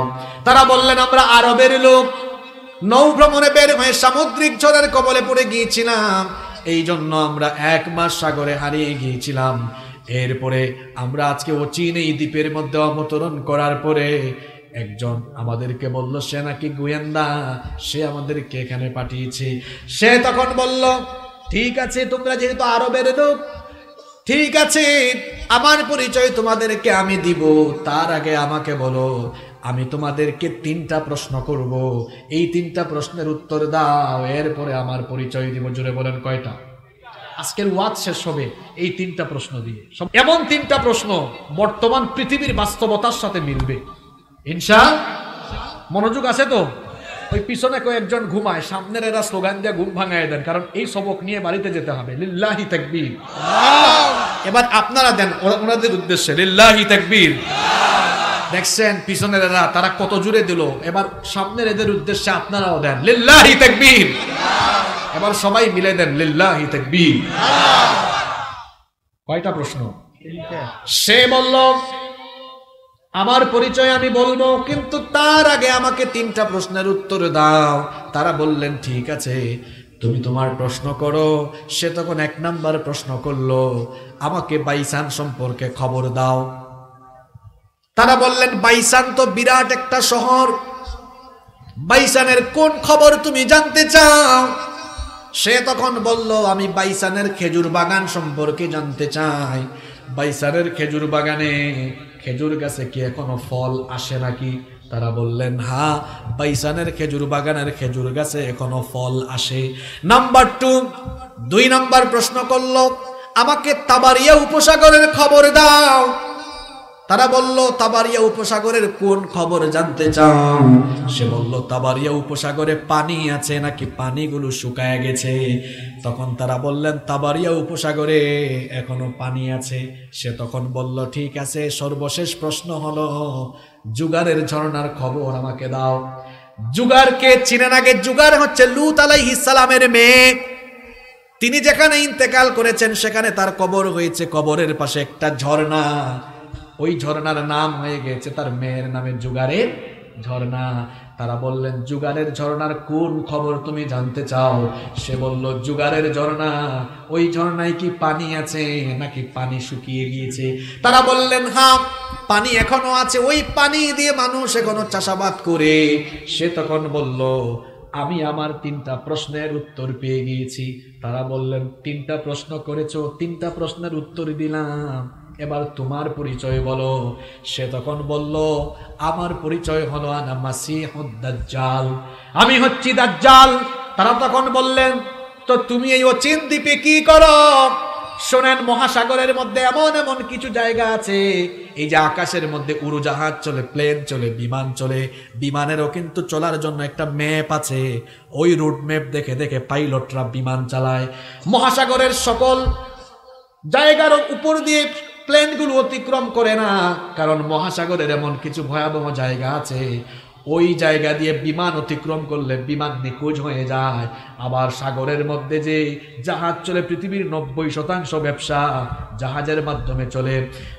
জাহাজ কিন্তু সব মহাসাগরের সকল জায়গা দিয়ে অতিক্রম করে না, কারণ মহাসাগরে এমন কিছু জায়গা আছে যেখানে জাহাজ গেলে জাহাজ একেবারে নিখোঁজ হয়ে যায়। জাহাজ চলার জন্য একটা রুট আছে। দাজ্জাল বলল আমাকে আল্লাহ এমন এক দ্বীপে বন্দী করে রেখেছেন, এখানে কেউ কখনো পৌঁছাতে পারবে না। হয়তো তোমরা এখানে পৌঁছেছো, এখানে কোনো হিকমত আছে। আসলে হিকমত আছে, হিকমত হলো এই ঘটনার মাধ্যমে দাজ্জাল সম্পর্কে আমাদেরকে তথ্য দেওয়া। সুবহানাল্লাহ। তখন তারা বললেন তো তুমি এখানে করো কি? তুমি কখন দুনিয়াতে আসবে? কখন তোমার আত্মপ্রকাশ ঘটবে? দাজ্জাল তখন বলল যে 3টা প্রশ্ন করেছি ওই 3টা প্রশ্নের উত্তরের মধ্যে আমি দাজ্জাল দুনিয়াতে আসার আলামত আছে। তারা বললেন বুঝলাম না, একটু বুঝাইয়া বলো। 3টা প্রশ্ন ছিল, হয়তো কেউ কেউ মনে রাখছেন, অনেকে ভুলে গেছেন। শোনেন, প্রথম প্রশ্ন করেছিল বাইসানের খেজুর বাগানের খবর দাও। তারা বলেছিলেন বাইসান, কি বলেছি? গুগলের মধ্যে আপনারা সার্চ করবেন, যুবক ভাইরা আজকে বাড়িতে গিয়ে ইউটিউবে দেখবেন, গুগল ম্যাপে দেখবেন যে এই নামে পৃথিবীতে জায়গা আছে কিনা। বাস্তব হওয়া দরকার, ঠিক না? তারা বললেন বাইসানের খেজুর বাগানে খেজুর গাছ থেকে ফল আসে। দাজ্জাল বলল যেই দিন বাইসানের খেজুর বাগানে সকল খেজুর গাছ মরে যাবে, বাইসানের খেজুর বাগানে যখন বাইসানের মূল খেজুরের গাছ থাকবে না, তখন আমি দাজ্জাল দুনিয়ায় গিয়ে ফিতনা ছড়াবো। বাইসানের খেজুর বাগানে যখন খেজুর থাকবে, আজকে বাড়িতে গিয়ে গুগল শরীফ বুঝেন তো আপনারা, গুগলে সার্চ করবেন হোয়াট ইজ বাইসান, বাইসান কি এবং বাইসান কোথায় অবস্থিত, তারপরে বাইসানের খেজুর বাগানের খেজুর গাছগুলো কোন জায়গা থেকে আনা হয়েছে সব পরে দেখবেন, ইউটিউবেও দেখবেন। বাইসানের খেজুর বাগানে বর্তমানে বাইসানের মূল খেজুর গাছ একটাও নাই। বাইসান ছিল ফিলিস্তিনের জায়গা, এটাকে ইহুদিরা দখল করে ফেলেছে। এখন বর্তমানে ইহুদিরা ওই জায়গাকে দখল করে ফেলেছে এবং ইহুদিরা বাইসানে মরক্কো থেকে কিছু খেজুর গাছ এনে লাগিয়েছে। তাহলে আমাকে উত্তর দেন, বাইসানের খেজুর বাগানের মূল খেজুর গাছ আছে? জোরে আছে? বাস্তব ওয়াজ শুনে যান। দাজ্জাল যে আপনার ঘরের দরজায় এসে কোরআন নাড়ছে, কিছুদিন পর নাড়ছে, তা আপনিই টের পাবেন। সে বলল অচিরেই বাইসানের খেজুর বাগানের কোন খেজুর গাছে ফল আসবে না, তখন আমি দাজ্জালের আগমন হবে। 2 নাম্বার বলেছিলাম তাবারিয়া উপসাগরের কি অবস্থা, তোমরা বলেছো তাবারিয়া উপসাগরে পানি আছে। তাবারিয়া উপসাগরের পানি যখন শুকায় যাবে তখন আমি দাজ্জাল দুনিয়ায় আসব। তাবারিয়া উপসাগর, এটাকে দেখবেন ইউটিউব বা গুগলে সার্চ করলে, এটাকে এখন বলা হয় sea of Galilee. Sea of Galilee, এটাকেও ইহুদিরা দখল করে ফেলেছে। এবং এই তাবারিয়া উপসাগরের 1 ফুটা পানি তারা ফিলিস্তিনিদেরকে দেয়। অচিরেই এই তাবারিয়া উপসাগরের পানি শুকাবে, দাজ্জাল বলছে তখন আমি দুনিয়ায় আসব। 3 নম্বর সে বলেছে জুগারের ঝর্ণার কি খবর? তারা বলেছেন জুগারের ঝর্ণায় পানি আছে, কিন্তু বর্তমানে জুগারের ঝর্ণা, এই ঝর্ণায় 1 ফুটা পানিও। তার মানে দাজ্জাল দুনিয়াতে আসার দেরি আছে। জোরে বলেন। জুগার এটা কোথায়? এটাও ফিলিস্তিনে ছিল, ইসরায়েলের দখলদাররা দখল করেছে। আপনারা বলবেন হুজুর এই হাদিসে যে 3টা জায়গার কথা বলা হয়েছে, বাইসান, তাবারিয়া বা sea of Galilee, Baisan, sea of Galilee আর হচ্ছে জুগারের ঝর্ণা, 3টা জায়গা ইহুদিরা কায়দা করে দখল করেছে কেন? আচ্ছা, ইহুদি জাতির তথ্য নিয়ে যারা পড়াশোনা করেছেন তারা জানেন, ইহুদিদের ইতিহাস, ইহুদি কিন্তু কোনো ধর্ম না। ইহুদি কোনো ধর্ম, শোনেন তাইলে কোথা থেকে আসছে, মনোযোগ আছে তো আপনাদের? একটু 2-4 মিনিট লম্বা হয়ে যাচ্ছে আলোচনা, কষ্ট হবে আপনাদের। ইহুদিরা মূলত ছিল বনি ইসরাইল, বনি ইব্রাহিম আলাইহিস সালাম, আমাদের জাতির পিতা। ইব্রাহিম আলাইহিস সালামের 2 জন স্ত্রী থেকে 2টা বংশধারা পৃথিবীতে প্রসিদ্ধ হয়েছে। কয়জন স্ত্রী? উনার একজন স্ত্রী হচ্ছেন হাজের বা হাজেরা। সন্তান হওয়ার পরে তার উনার বউ এবং সন্তানকে রেখে আসলেন কোথায়? মক্কায়। ওই ছেলের নাম হলো ইসমাঈল। আর আরেক স্ত্রী ছিলেন বন্ধা, সারা। উনার ঘরেও আল্লাহ সন্তান দিয়েছেন শেষ বয়সে। উনার ঘরে ছেলে হয়েছে ইসহাক। এবং তারা ছিলেন তখন ফিলিস্তিনকে, ওখানে ওটাকে বলা হতো তখন কেনান অঞ্চল, ফিলিস্তিন। সারার গর্ভ থেকে আসলেন ইসহাক। ইসহাকের ছেলের নাম ইয়াকুব। ইসহাকের ছেলের নাম ইয়াকুব আলাইহিস সালামের উপাধি ছিল ইসরাইল। কি ছিল? ইহুদিরা তাদের স্টেটের নাম রেখেছে ইসরাইল। এই ইসরাইল এটা ছিল ইয়াকুব নবীর উপাধি। এটার অর্থ হলো আল্লাহর বান্দা। ইয়াকুব নবীর ছিল 12টা ছেলে। কয়টা ছেলে? 10 ছেলে এক ঘরের আর 2 ছেলে আরেক ঘরের। ওই 2 জনের মধ্যে একজন ছিলেন ইউসুফ আর একজন হচ্ছে বিনিয়ামিন, আর বাকি 10 ভাই আরেক ঘরের। ওই ইয়াকুব নবীকে বলা হয় ইসরাইল বা ইসরাইল, আর তার সন্তানদেরকে বলা হয় বনি ইসরাইল। বনি ইসরাইল মানে হচ্ছে ইসরাইলের সন্তানগণ বা ইয়াকুব নবীর সন্তানগণ। এই 12 ছেলের মধ্যে এক ছেলের নাম ছিল ইয়াহুদা। এক ছেলের নাম ছিল কি? ইয়াহুদা। এই ইয়াহুদার বংশ থেকে পৃথিবীতে এক পর্যায়ে ইহুদি জাতির উদ্ভব হয়েছে। এটা কোনো মূলত ধর্ম না। এই ইহুদিরা শেষ নবীর, এই ইহুদিরা তাদের মাসিহের অপেক্ষায় ছিল। তারা তাদের মাসিহকে চিনতে পারে নাই, তারা তাদের মাসিহকে হত্যা করেছে। আর খ্রিস্টানরা আর ইহুদিরা তারা মনে করেছে ঈসা নবীকে তারা মেরে ফেলেছে। আর আল্লাহ কোরআনে বলেছেন ঈসা নবীকে তারা শুলে চড়াতে পারে নাই, বরং ঈসা নবীর সুরত আল্লাহ আরেকজনকে দিয়েছেন, আর ওই লোককে তারা শুলে চড়িয়েছে। ইহুদি খ্রিস্টানরা আছে মিসা নিয়ে, আমরা আছি ঈসা নিয়ে। ইহুদি খ্রিস্টানরা আছে কি নিয়ে? মিস্টার মিসা নিয়ে, আর আমরা আছি ঈসা নিয়ে। ঈসা আলাইহিস সালাম মারা যান নাই, তাকে আল্লাহ আকাশে উঠায় রেখেছেন। কারণ ঈসা নবী দোয়া করেছিলেন, আল্লাহ আমাকে শেষ নবীর উম্মত বানিও। আল্লাহ তার দোয়া কবুল করেছেন। এজন্য আখিরি জামানায় দাজ্জালকে হত্যার জন্য আল্লাহ তাআলা ঈসা আলাইহিস সালামকে পাঠাবেন। সুবহানাল্লাহ। তো শুনেন, এই তিনটা জায়গা ইহুদিরা দখল করেছে কেন জানেন? ইহুদিদের বিশ্বাস যে এই তিন জায়গার আলামতের সাথে দাজ্জালের আত্মপ্রকাশ সম্পর্কিত। তারা মনে করে দাজ্জাল তাদের ইমাম, ইহুদিরা মনে করে দাজ্জাল তাদের ইমাম, এবং তারা মনে করে এই দাজ্জাল আসলে তারা গোটা পৃথিবীর নেতৃত্ব পেয়ে যাবে, তারা গোটা পৃথিবী শাসন করবে। এটা তাদের স্বপ্ন। এই স্বপ্ন দুঃস্বপ্ন থেকে যাবে, কারণ এই দাজ্জালকে হত্যা করার জন্য আল্লাহ ইমাম মাহদী এবং ঈসা আলাইহিস সালামকে পাঠাবেন। আল্লাহু আকবার। আপনাদের কষ্ট হচ্ছে? 10-15 মিনিট থাকা যাবে না ইনশাআল্লাহ। কিচ্ছা তো শেষ হয় নাই এখনো। তো সে বলল, এই তিনটা প্রশ্নের উত্তর দিয়ে সে তার কি করলো? পৃথিবীতে আগমনের কথা জানালো। এবার এরা বললেন, তুমি পৃথিবীতে গিয়ে কতদিন থাকবা? কানা দাজ্জাল তখন বলল, পৃথিবীতে আমার অবস্থানের সময় হবে 40 দিন। জুড়ে বলেন কতদিন? আস্তে বলবেন না, জুড়ে বলেন কতদিন? 40 দিন। তবে আমার প্রথম দিন হবে 1 বছরের সমান, প্রথম দিন হবে 1 বছরের সমান, দ্বিতীয় দিন হবে 1 মাসের সমান, তৃতীয় দিন হবে 1 সপ্তাহের সমান, আর বাদ বাকি 37 দিন হবে স্বাভাবিক দিনের মতো। সাহাবীরা বললেন, ওগো আল্লাহর নবী, দাজ্জালের প্রথম দিনটা যদি 1 বছরের সমান হয়, তাহলে এত নামাজ আমরা কিভাবে পড়ব? নবীজি বললেন, অনুমান করে করে, ওয়াক্তগুলো অনুমান করে করে তোমরা নামাজ আদায় করে নিও। দাজ্জাল পৃথিবীতে আসার পর গোটা দুনিয়ায় ফিতনা চালাবে, কিন্তু 3টা জায়গায় যেতে পারবে না, 2টা জায়গায় যেতে পারবে না। একটা হলো মক্কা আর একটা হলো মদিনা।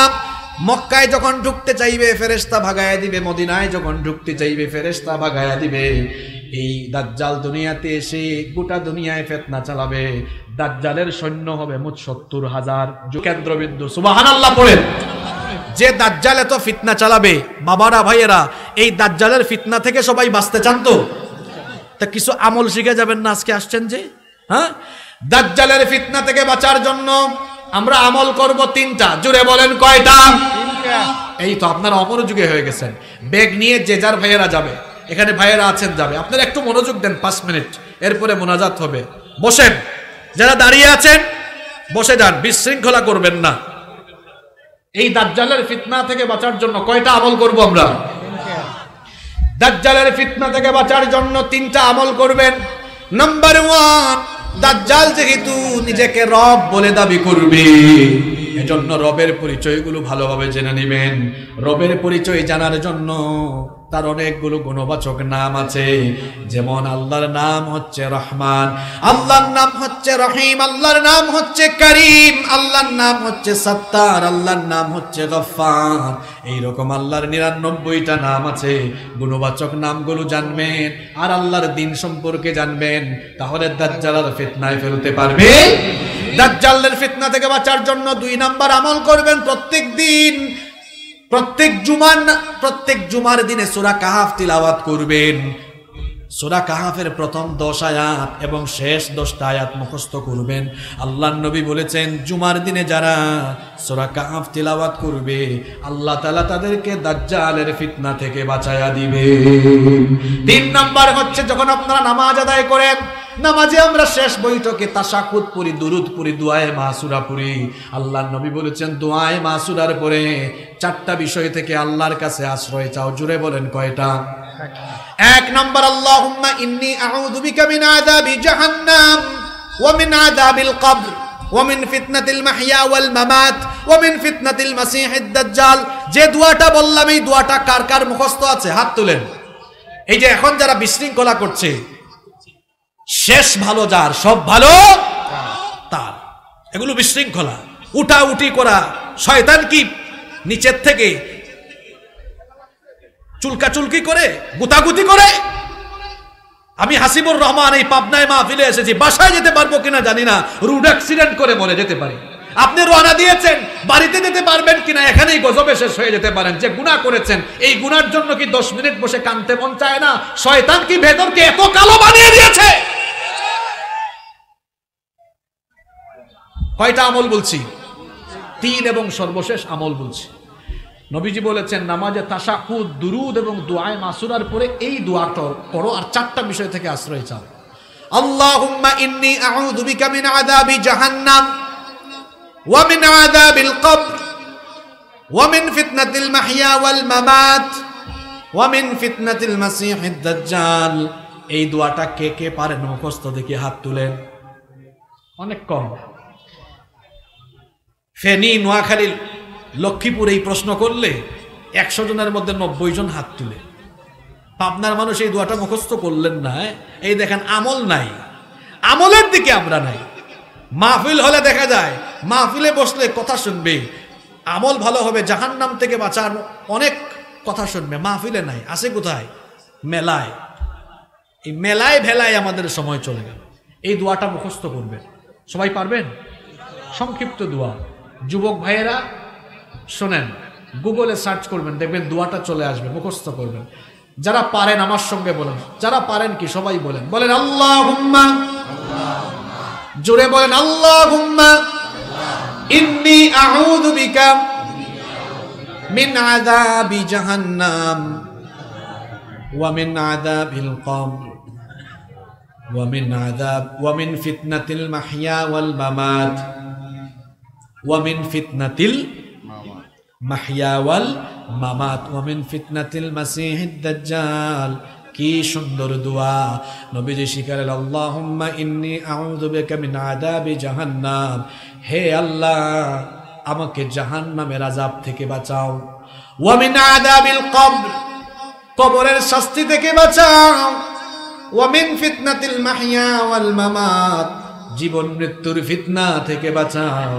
4 নম্বর ওয়া মিন ফিতনাতিল মাসিহিদ দাজ্জাল, দাজ্জালের ফিতনা থেকে আমাদেরকে বাঁচাও। বলেন আমিন। এই আমলগুলো করবেন। আর নিজেকে ঈমানের পথে পরিচালিত করার জন্য নামাজ, নামাজ, নামাজ, নামাজের কোনো বিকল্প। রাত 12টা পর্যন্ত ওয়াজ শুনে ফজরের নামাজ কাজা করলেন, এই ওয়াজ শোনার কোনো দাম। মুসলমানের প্রথম পরিচয় সে নামাজই হবে। নামাজ ছাড়বে না। আব্বা আম্মার খেদমত করবেন, মা বাপের সাথে উঁচু গলায় কথা বলবেন না, রাগ করে কথা বলবেন না, ঝিরকে দিয়ে কথা বলবেন না। আল্লাহ বলেছেন ওয়াকুল লাহুমা কওলান কারীমা, ভদ্র ভাষায়, সম্মানজনক ভাষায়, বিনয়ের সাথে আব্বা আম্মার সাথে কথা বলো। শিখিয়েছেন কে? যারা বিবাহিত স্ত্রীর হক আদায় করবেন, স্ত্রীর সাথে সুন্দর আচরণ করবেন। যে সকল বোনেরা মহিলা প্যান্ডেল থেকে বাড়ি থেকে শুনছেন, স্বামীর হক আদায় করবেন, স্বামীর খেদমত করবেন, স্বামীর আনুগত্য করবেন।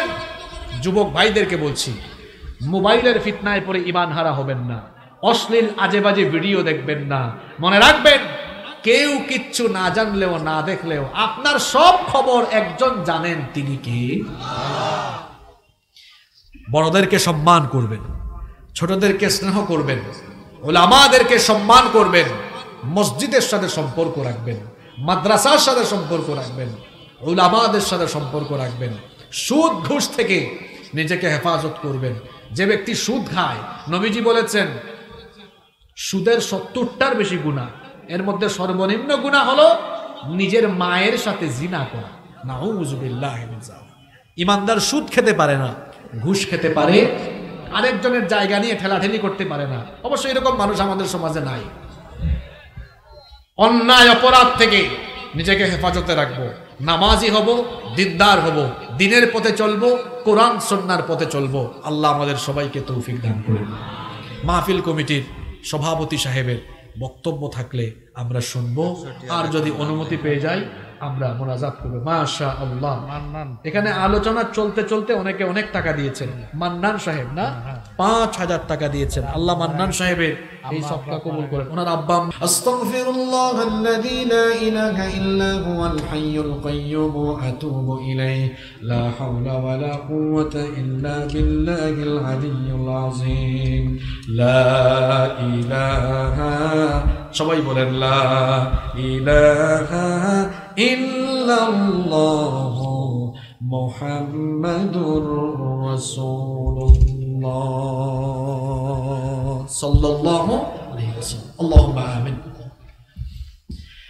আলহামদুলিল্লাহি রাব্বিল আলামিন والصلاة والسلام على أشرف الأنبياء والمرسلين ربنا ظلمنا أنفسنا وإن لم تغفر لنا وترحمنا لنكونن من الخاسرين ربنا لا تزغ قلوبنا بعد إذ هديتنا وهب لنا من لدنك رحمة إنك أنت الوهاب ربنا إنك جامع الناس ليوم لا ريب فيه إن الله لا يخلف الميعاد ربنا اصرف عنا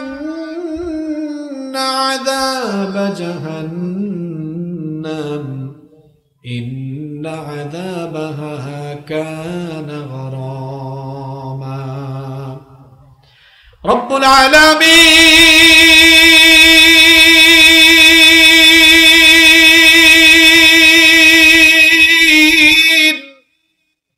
গভীর রাত পর্যন্ত আমরা তোমার কোরআন পাগল বান্দারা নীরবে বসে বসে তোমার কালাম থেকে আলোচনা শুনেছি। ও মালিক,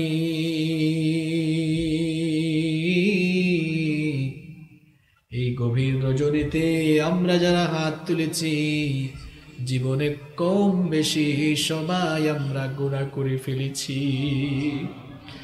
চক্ষু বন্ধ করে যখন গুনাহ নিয়ে চিন্তা করি, ডানে বামে সামনে পিছনে, তখন গুনাহ ছাড়া আর কিছুই দেখি না।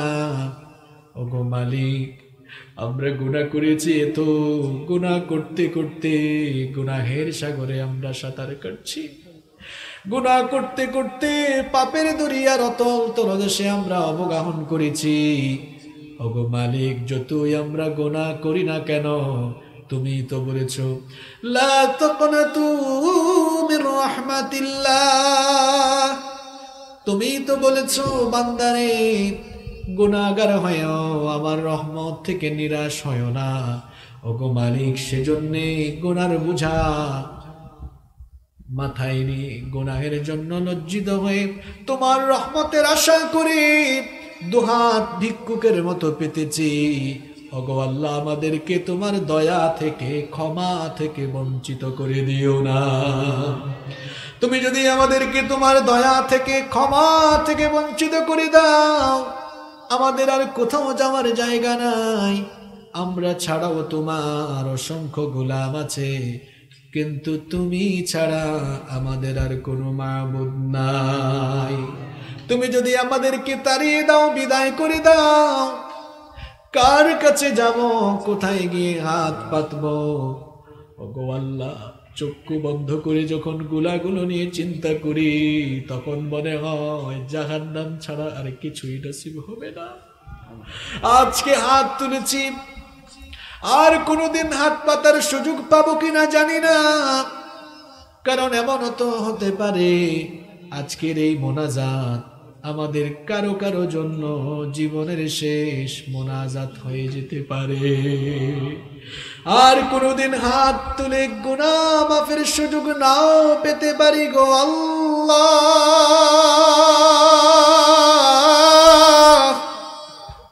ওগো মালিক, গুনার এই বুঝানি কবরে যেতে চাই না। কবর বড় ভয়াবহ জায়গা, কবর বড় মারাত্মক জায়গা। যদি আমরা কিছুক্ষণ পর বাড়িতে যেতে পারি, পরিষ্কার পরিচ্ছন্ন নরম তুলতুলে বিছানায় ঘুমাতে পারবো। কিন্তু যে কবর আমাদের জন্য অপেক্ষমান, ওই কবরের মধ্যে কোনো পরিষ্কার পরিচ্ছন্ন নরম তুলতুলে বিছানা নাই। সেই কবরে আছে ধুলা বালু, কাদা মাটি, সাপ বিচ্ছু, পোকামাকড় যুক্ত সেই অন্ধকার কবর। সেখানে কোনো আলো নাই, বাতি নাই, সাথী নাই। তোমার দয়া ছাড়া সেই কবরে আমাদের আর কোনো উপায় নাই। যে গুনাহ করেছি, গুনাহ নিয়ে যদি কবরে যাই, কবরের মাটি আমাদের সাথে ভালো আচরণ করবে না। ওগো মালিক, আমরা যারা হাত তুলেছি, তুমি দয়া করে আমাদের জীবনের ছোট বড় জানা অজানা সকল গুনাহগুলো মাফ করে দাও। রব্বুল আলামিন আমাদেরকে গুনাহ থেকে বেঁচে থাকার তৌফিক দাও, হালাল উপায়ে উপার্জনের তৌফিক দাও, হালাল খাওয়ার তৌফিক দাও। রব্বুল আলামিন আমাদের মা বাবাকে তুমি মাফ করে দাও। গভীর রজনীতে যখন হাত তুলে তোমার কাছে দোয়া করছি, বাবা মায়ের কথাগুলো মনে পড়লো। বাবার কথা যখন মনে পড়ে, আহারে বাবা তো আমাদেরকে বট বৃক্ষের মতো ছায়া দিয়ে কত যত্ন করে আগলে রেখে আমাদেরকে লালন পালন করেছে। বাবার কথা মনে পড়লেই ছোটবেলার দৃশ্যগুলো স্মৃতিপটে ভেসে আসে। সন্তানকে নিয়ে বাবা যখন খাবার খেতে বসে, নিজে না খেয়ে সন্তানের মুখে খাবারের লোকমা তুলে দিয়েছে। সারাদিন মাঠে ঘাটে কত পরিশ্রম করে, মাঠে ঘাটে সারাদিন মাথার ঘাম ঝরিয়ে কত পরিশ্রম করে টাকা পয়সা উপার্জন করে, ঈদের সময় যখন আসে নিজের ছেঁড়া শার্ট, ছেঁড়া লুঙ্গি, ছেঁড়া জামা কাপড় পরিধান করে, আর সন্তানের মুখে হাসি ফোটাবার জন্য সন্তানকে নতুন কাপড় কিনে দিয়ে হাসি ফুটিয়েছে। সারা জীবন কত ধন দৌলত উপার্জন করেছে, মৃত্যুর সময় কলিজার টুকরা সন্তানদেরকে সব দিয়ে এতিমের মতো নিঃস্বের মতো একাকী অন্ধকার কবরে চলে গিয়েছে।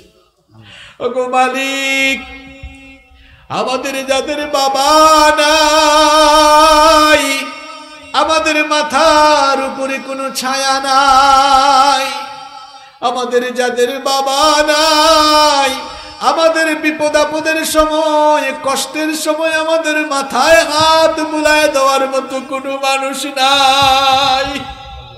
আমরা অনেকে মাও হারিয়ে ফেলেছি, একটি অক্ষর মাত্র মা, কিন্তু মনে হয় যেন গোটা দুনিয়ার সকল মধু তুমি এই নামে ঢেলে দিয়েছ গো আল্লাহ। কত মধু মাখা, কত জাদু মাখা এই নাম।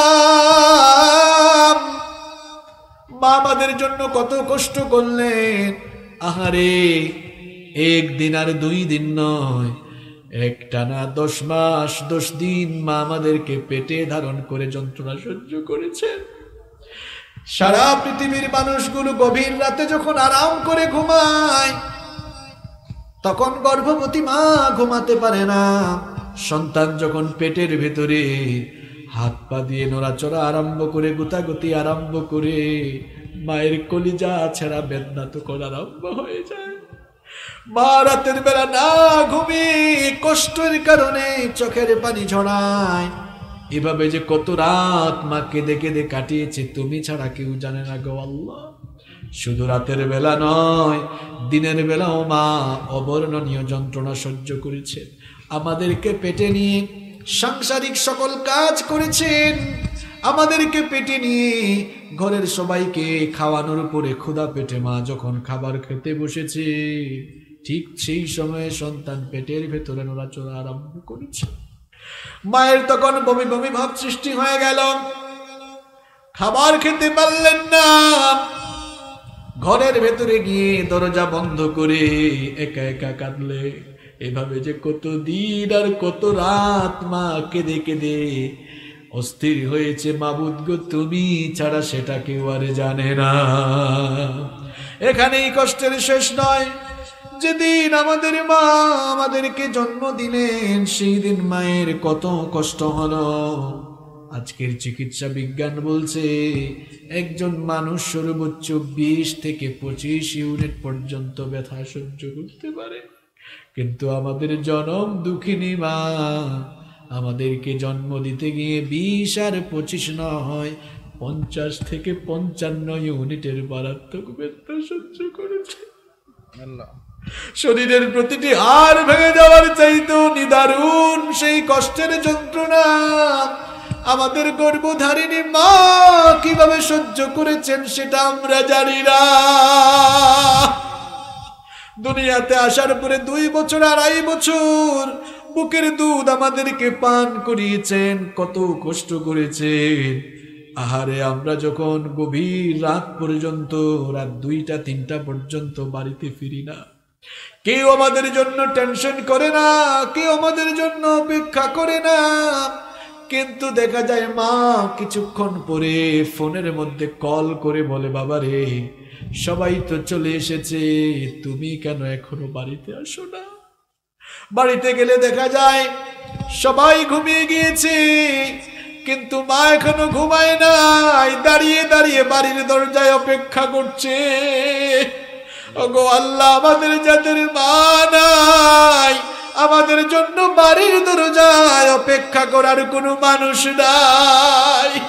আমাদের যাদের মা নাই, আমাদের বিপদের সময়ে, কষ্টের সময়ে আমাদের মাথায় হাত বুলায় দেওয়ার মানুষ নাই। ওগো মালিক, মা হারিয়ে, বাপ হারিয়ে যে সকল এতিমেরা আজকে হাত তুলেছে, মাবুদ গো, আমাদের এই ভিক্ষার হাত দেখে তোমার কি দয়া লাগে না? আমরা যারা হাত তুলেছি, আমাদের যাদের মা বাবা কবরবাসী হয়েছেন, দয়া করে তুমি তাদের কবরগুলোকে জান্নাতুল ফেরদাউস বানিয়ে দাও। আমাদের যাদের আব্বা আম্মা বেঁচে আছেন, নেক হায়াত বাড়িয়ে দাও। যতদিন তারা বেঁচে থাকবেন আমাদেরকে আমাদের বাবা মায়ের খেদমত করার তৌফিক দান করে দাও। আল্লাহুম্মা গফিরলি ওয়া লিওয়ালিদাইয়া ওয়া কুর রাব্বিরহামহুমা। আমার বাবাজান ভাইজানরা কেউ চুপ থাকবেন না, সবাই আমার সঙ্গে পড়ে, হুমা কামা রব্বায়ানি সগীরা রব্বিরহামহুমা কামা রব্বায়ানি সগীরা। রব্বুল আলামিন, ওগো মালিক, ওগো আমাদের রব, আমাদের যাদের মা বাবা বেঁচে আছেন, নেক হায়াত বানিয়ে দাও, তাদের খেদমত করার তৌফিক আমাদেরকে দান করে দাও। আমাদের যত আত্মীয় স্বজন কবরে চলে গিয়েছেন তাদেরকে মাফ করে দাও। রব্বুল আলামিন, যারা ব্যবসা বাণিজ্য করছেন, ব্যবসা বাণিজ্যের মধ্যে বরকত দিয়ে দাও, চাকরি বাকরিতে বরকত দাও। যারা বেকার আছেন, কর্মসংস্থানের ব্যবস্থা করে দাও। রব্বুল আলামিন, এই নৌবাড়িয়া এলাকায় কবরস্থানগুলোতে যত মুর্দেগান শায়িত আছেন, সবার কবরের আযাব মাফ করে দাও। রব্বুল আলামিন, অনেক ভাইয়েরা বোনেরা মসজিদের উন্নতির জন্য দান সদকা করেছেন, সবার নামই তো তোমার জানা আছে। রব্বুল আলামিন, যারা এই মসজিদের উন্নতি কল্পে দান করেছেন, সাদাকা করেছেন, দয়া করে মেহেরবানি করে সবার দান সদকা তুমি কবুল করে নাও। এই মাহফিল আয়োজনের জন্য অত্র এলাকার যুবক তরুণ ছাত্র ভাইয়েরা অক্লান্ত পরিশ্রম করেছে। এই মাহফিলের জন্য আমার ভাইগুলো বেশ কয়েকদিন ধরে পেরেশানি করেছে, ঠিক মতো খাবার খেতে পারেনি, রাতের বেলা টেনশন করে করে ঘুমাতে পারেনি, কত কষ্ট করে আজ কোরআনের বাগান সাজিয়েছে। আল্লাহ, আমার কলিজার টুকরায় এই যুবক ভাইদের গুনাহগুলো তুমি মাফ করে দাও, তাদের পিতা মাতাকে মাফ করে দাও, প্রত্যেকটি যুবককে নামাজি বানিয়ে দাও, প্রত্যেকটি যুবককে তুমি দ্বীনের জন্য কবুল করে নাও। রব্বুল আলামিন, ওগো আমাদের মালিক, মাসুদ রানা নামে এক ভাই তার মা বাবার জন্য দোয়া চেয়েছেন। রব্বুল আলামিন, তার মা বাবাকে তুমি মাফ করে দাও। আমার সাথে অসংখ্য মানুষ আমিন আমিন বলছেন, আমি জানি না তাদের মনে কার কি ব্যথা বেদনা। আমার সাথে যারা আমিন আমিন বলছেন, দয়া করে তাদের সকলের মনের দিলের নেক বাসনাগুলো তুমি পূরণ করে দাও।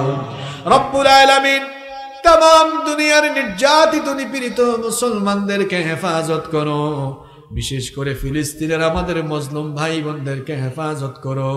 ओगो मालिक, আমরা যখন প্রত্যেক দিন নিউজ দেখি ফিলিস্তিনের নারী এবং শিশুরা শহীদ হচ্ছে, ফিলিস্তিনের ভাই বোনদের এই নির্মম অবস্থা দেখলে আমাদের কলিজাটা ফেটে যায়। ওগো আল্লাহ, বর্বর ইহুদি বাহিনীর হাতে যারা শহীদ হয়েছেন তাদের প্রত্যেককে তুমি শাহাদাতের সর্বোচ্চ মর্যাদা দান করে দাও। যারা অসুস্থ তাদেরকে শিফায়ে আজিলা কামিলা নসিব করে দাও। অনেক অসুস্থ মানুষ আমাদের কাছে দোয়া চেয়েছেন, তাদের সবাইকে শিফা দান করে দাও।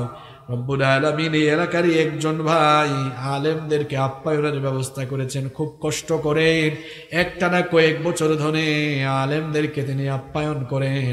আল্লাহ তার ঘরের সবাইকে মাফ করে দাও। পরিবারে যারা দুনিয়া ছেড়ে চলে গিয়েছেন সবার কবরের আযাব মাফ করে দাও। রব্বুল আলামিন এই মসজিদের যত অসম্পূর্ণ কাজ রয়েছে বাকি কাজটুকু তোমার কুদরতি ব্যবস্থাপনায় সম্পূর্ণ হওয়ার সব রকমের ব্যবস্থা করে দাও। আমার দেশের উপরে তুমি রহমত আর বরকতের বারিধারা নাজিল করে দাও। রব্বুল আলামিন তামাম দুনিয়ার মুসলমানদেরকে ঐক্যবদ্ধ বানিয়ে দাও। সাল্লাল্লাহু তাআলা আলা খায়রি খালকিহি মুহাম্মাদিন ওয়া আলিহি ওয়া আসহাবিহি আজমাইন। بفضل سبحان ربك رب العزة عما يصفون وسلام على المرسلين والحمد لله رب العالمين. وجاء الآخر كلامنا عند الموت لا إله إلا الله محمد رسول الله صلى الله عليه وسلم. والسلام عليكم ورحمة الله.